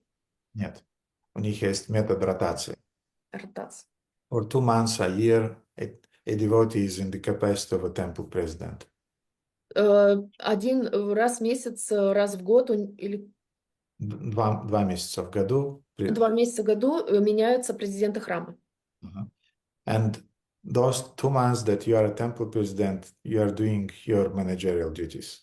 И те 2 месяца, когда ты становишься президентом храма, ты выполняешь свои обязанности. And other times you are washing the toilets. А в остальное время ты моешь туалеты, You're cutting the vegetables. режешь овощи, You're doing cleaning and other needed services in the community. ты убираешься и выполняешь другую необходимую работу в общине. And this helps devotees to maintain the proper mood. И это помогает преданным поддерживать подходящее настроение. I don't propose to you, Sergey, to do the same. Я тебе не предлагаю, Сергей, то же самое делать. But you can think about what kind of humble service you can do to devotees besides your duties as a manager in the frame of this Food for Life project. Но ты должен также подумать, какое другое служение ты можешь оказывать преданным, помимо того, что ты занимаешь должность менеджера в этом проекте «Пища для жизни». So don't allow yourself to become a manager. Не позволяй себе становиться менеджером. First of all, you're a servant. Прежде всего, ты являешься слугой. Слугой преданных. And the manager is just your secondary duty. The first of your duty is you're a servant of devotees. Менеджером ты являешься второстепенно. Первая твоя обязанность — ты являешься слугой преданных. So always keep in mind that and meditate on that and pray to Krishna to always maintain this mood.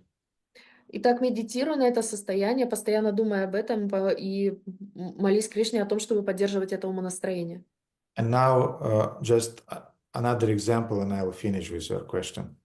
И еще один пример, и я после этого закончу с твоим вопросом. A parent is correcting his child. Родитель поправляет своего ребенка. Not to traumatize his child and not to left him with some complexes in his traumas in his psycho. Не для того, чтобы оставить ему какие-то травмы психологические, с которыми он будет жить всю жизнь. And not because the parent is enjoying, the situation when he have to chastise and correct his kid.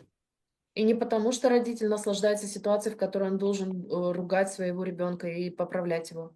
He's doing it to help his child to grow and to become an educated and mature personality. Он это делает для того, чтобы ребенок вырос и стал зрелой личностью.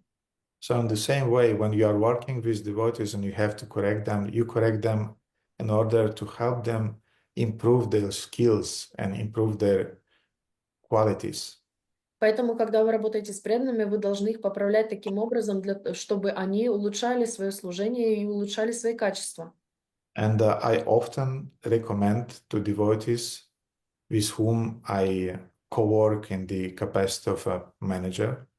И я часто с преданными, которыми я работаю в качестве менеджера, I strongly recommend them to read the needed materials and literature books about the right mentality of a manager. я все время им предлагаю прочитать литературу необходимую, которая помогут им понять обязанности менеджера. Management is a skill.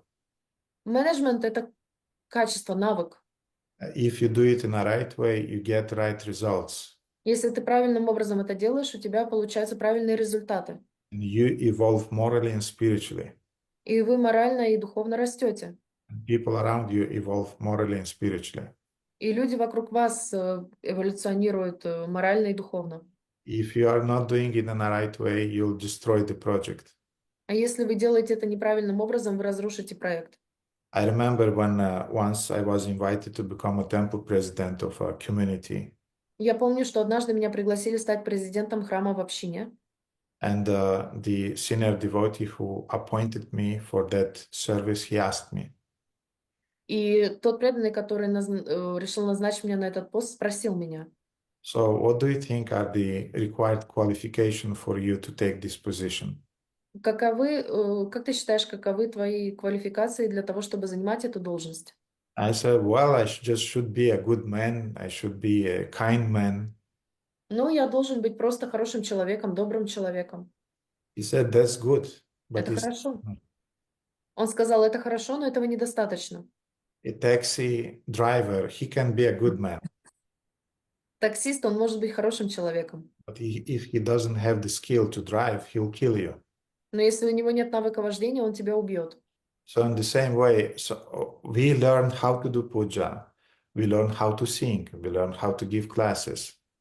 Таким же образом мы учимся, как делать пуджу, как петь, как проводить лекции. We learn how to do the exercise in a correct mode in the gym. Мы учимся правильно выполнять физические упражнения в спортивном зале. Why don't we learn management? Почему менеджменту мы не учимся? It's a skill and it's a science and you should learn it. Это навык, это наука, и мы должны эту науку изучать. And I remember that I asked Srila Shivaram Swami about that. И я помню, что я Шрилу Шиварама с вами спросил об этом. That is it okay if I'll read some karmi books regarding management? Это нормально, если я прочитаю несколько кармических книг по поводу менеджмента? He said, yes, you should not invent the колесо, the wheel, Да, он сказал, тебе не нужно изобретать заново колесо, because the wheel is already invented. потому что колесо уже изобретено. Every knowledge is an aspect of mode of goodness. Каждое знание является гуной благости. It's a manifestation of sattva guna. Это проявление саттва-гуна. So people who wrote those books on management, they somehow got connected with the sattva guna and they manifested this knowledge. Те люди, которые написали эти книги, они каким-то образом соединили саттва-гуна, и они проявили ее в форме книги. It's not, of course, we have to filter things that they are saying, but generally when they are speaking about manager, especially books that are written by, by experienced managers, you really have a lot of things to learn from them. И обычно надо избирать такую литературу, но книги, написанные людьми, у которых есть действительно большой опыт в менеджменте, они у них есть чему поучиться. And 99% of these manager gurus, they're saying the same thing. И 99% этих гуру-менеджера, они говорят одно и то же. You should be not just a leader, Ты должен быть не просто лидером, you should be a servant leader. Servant first and leader second.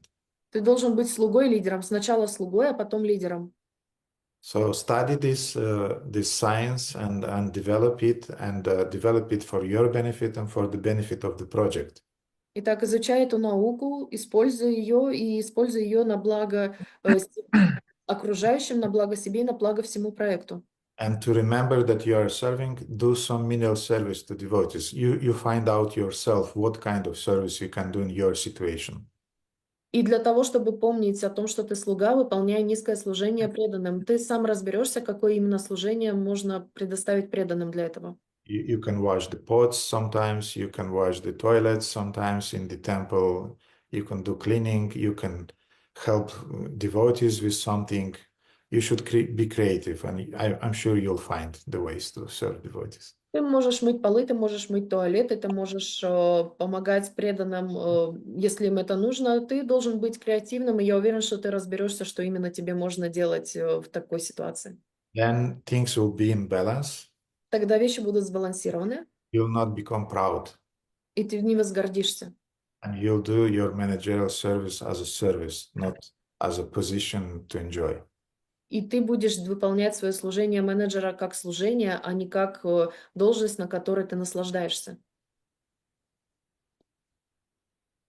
Спасибо, дорогой Рудев, что возвращаете меня в нужное положение, потому что в материальной жизни у меня просто образование менеджера, и я был директором компании, у меня свои компании же были, подчинение люди были, да, в некоторые моменты я все это много понимаю, но на духовной платформе немножко есть нюансы другие, да, и вот спасибо вам огромное, что вы помогаете в этом.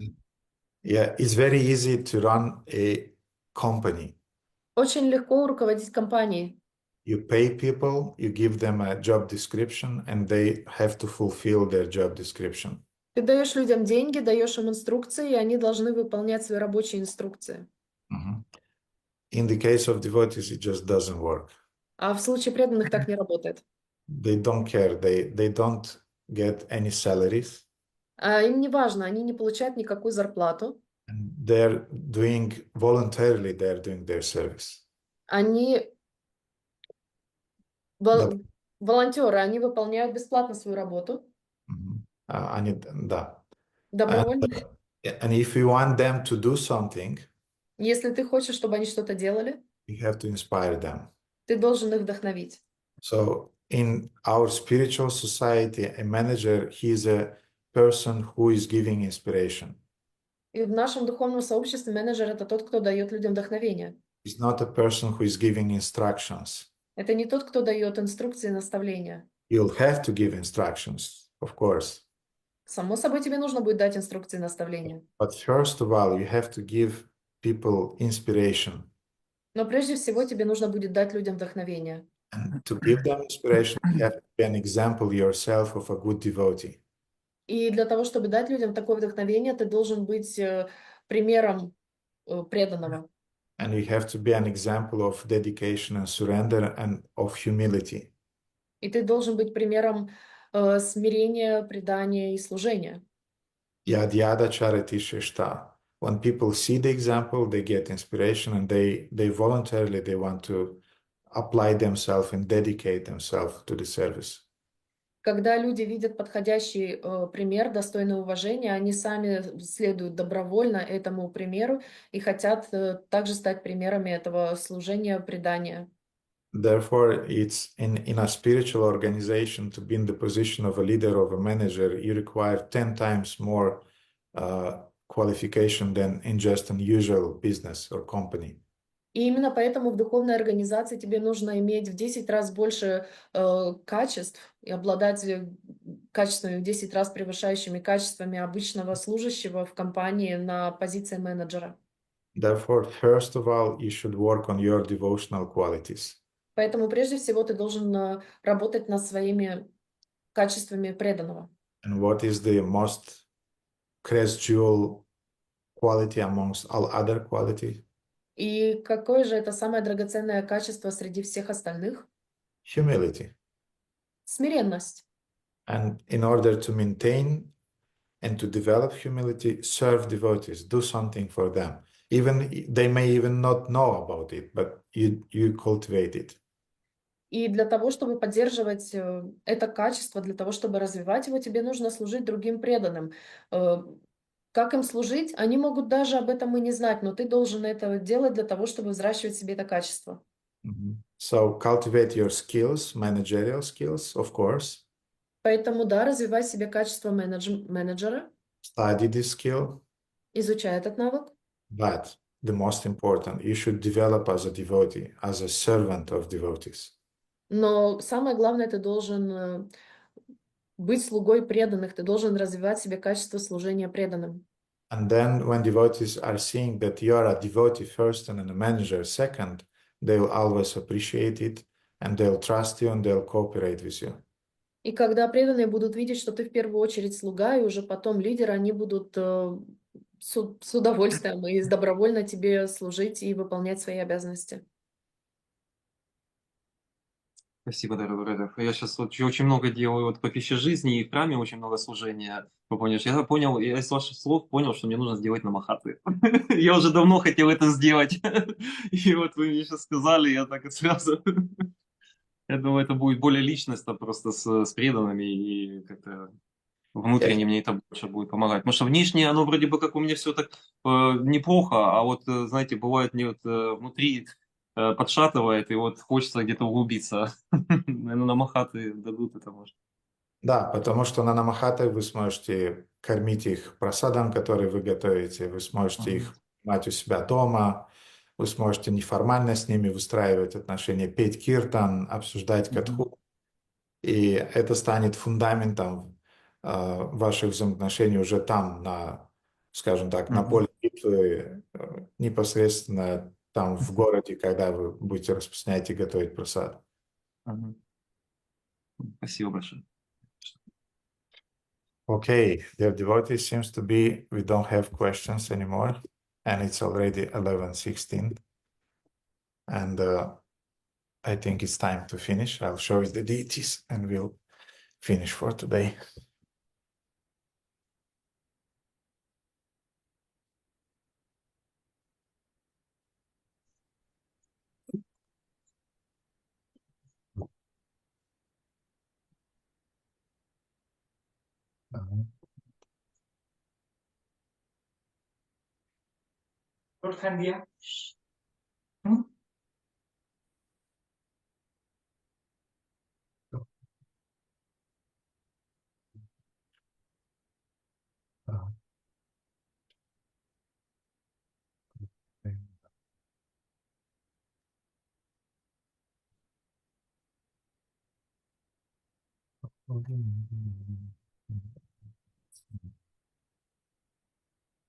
Okay, thank you very much for your time, dear devotees.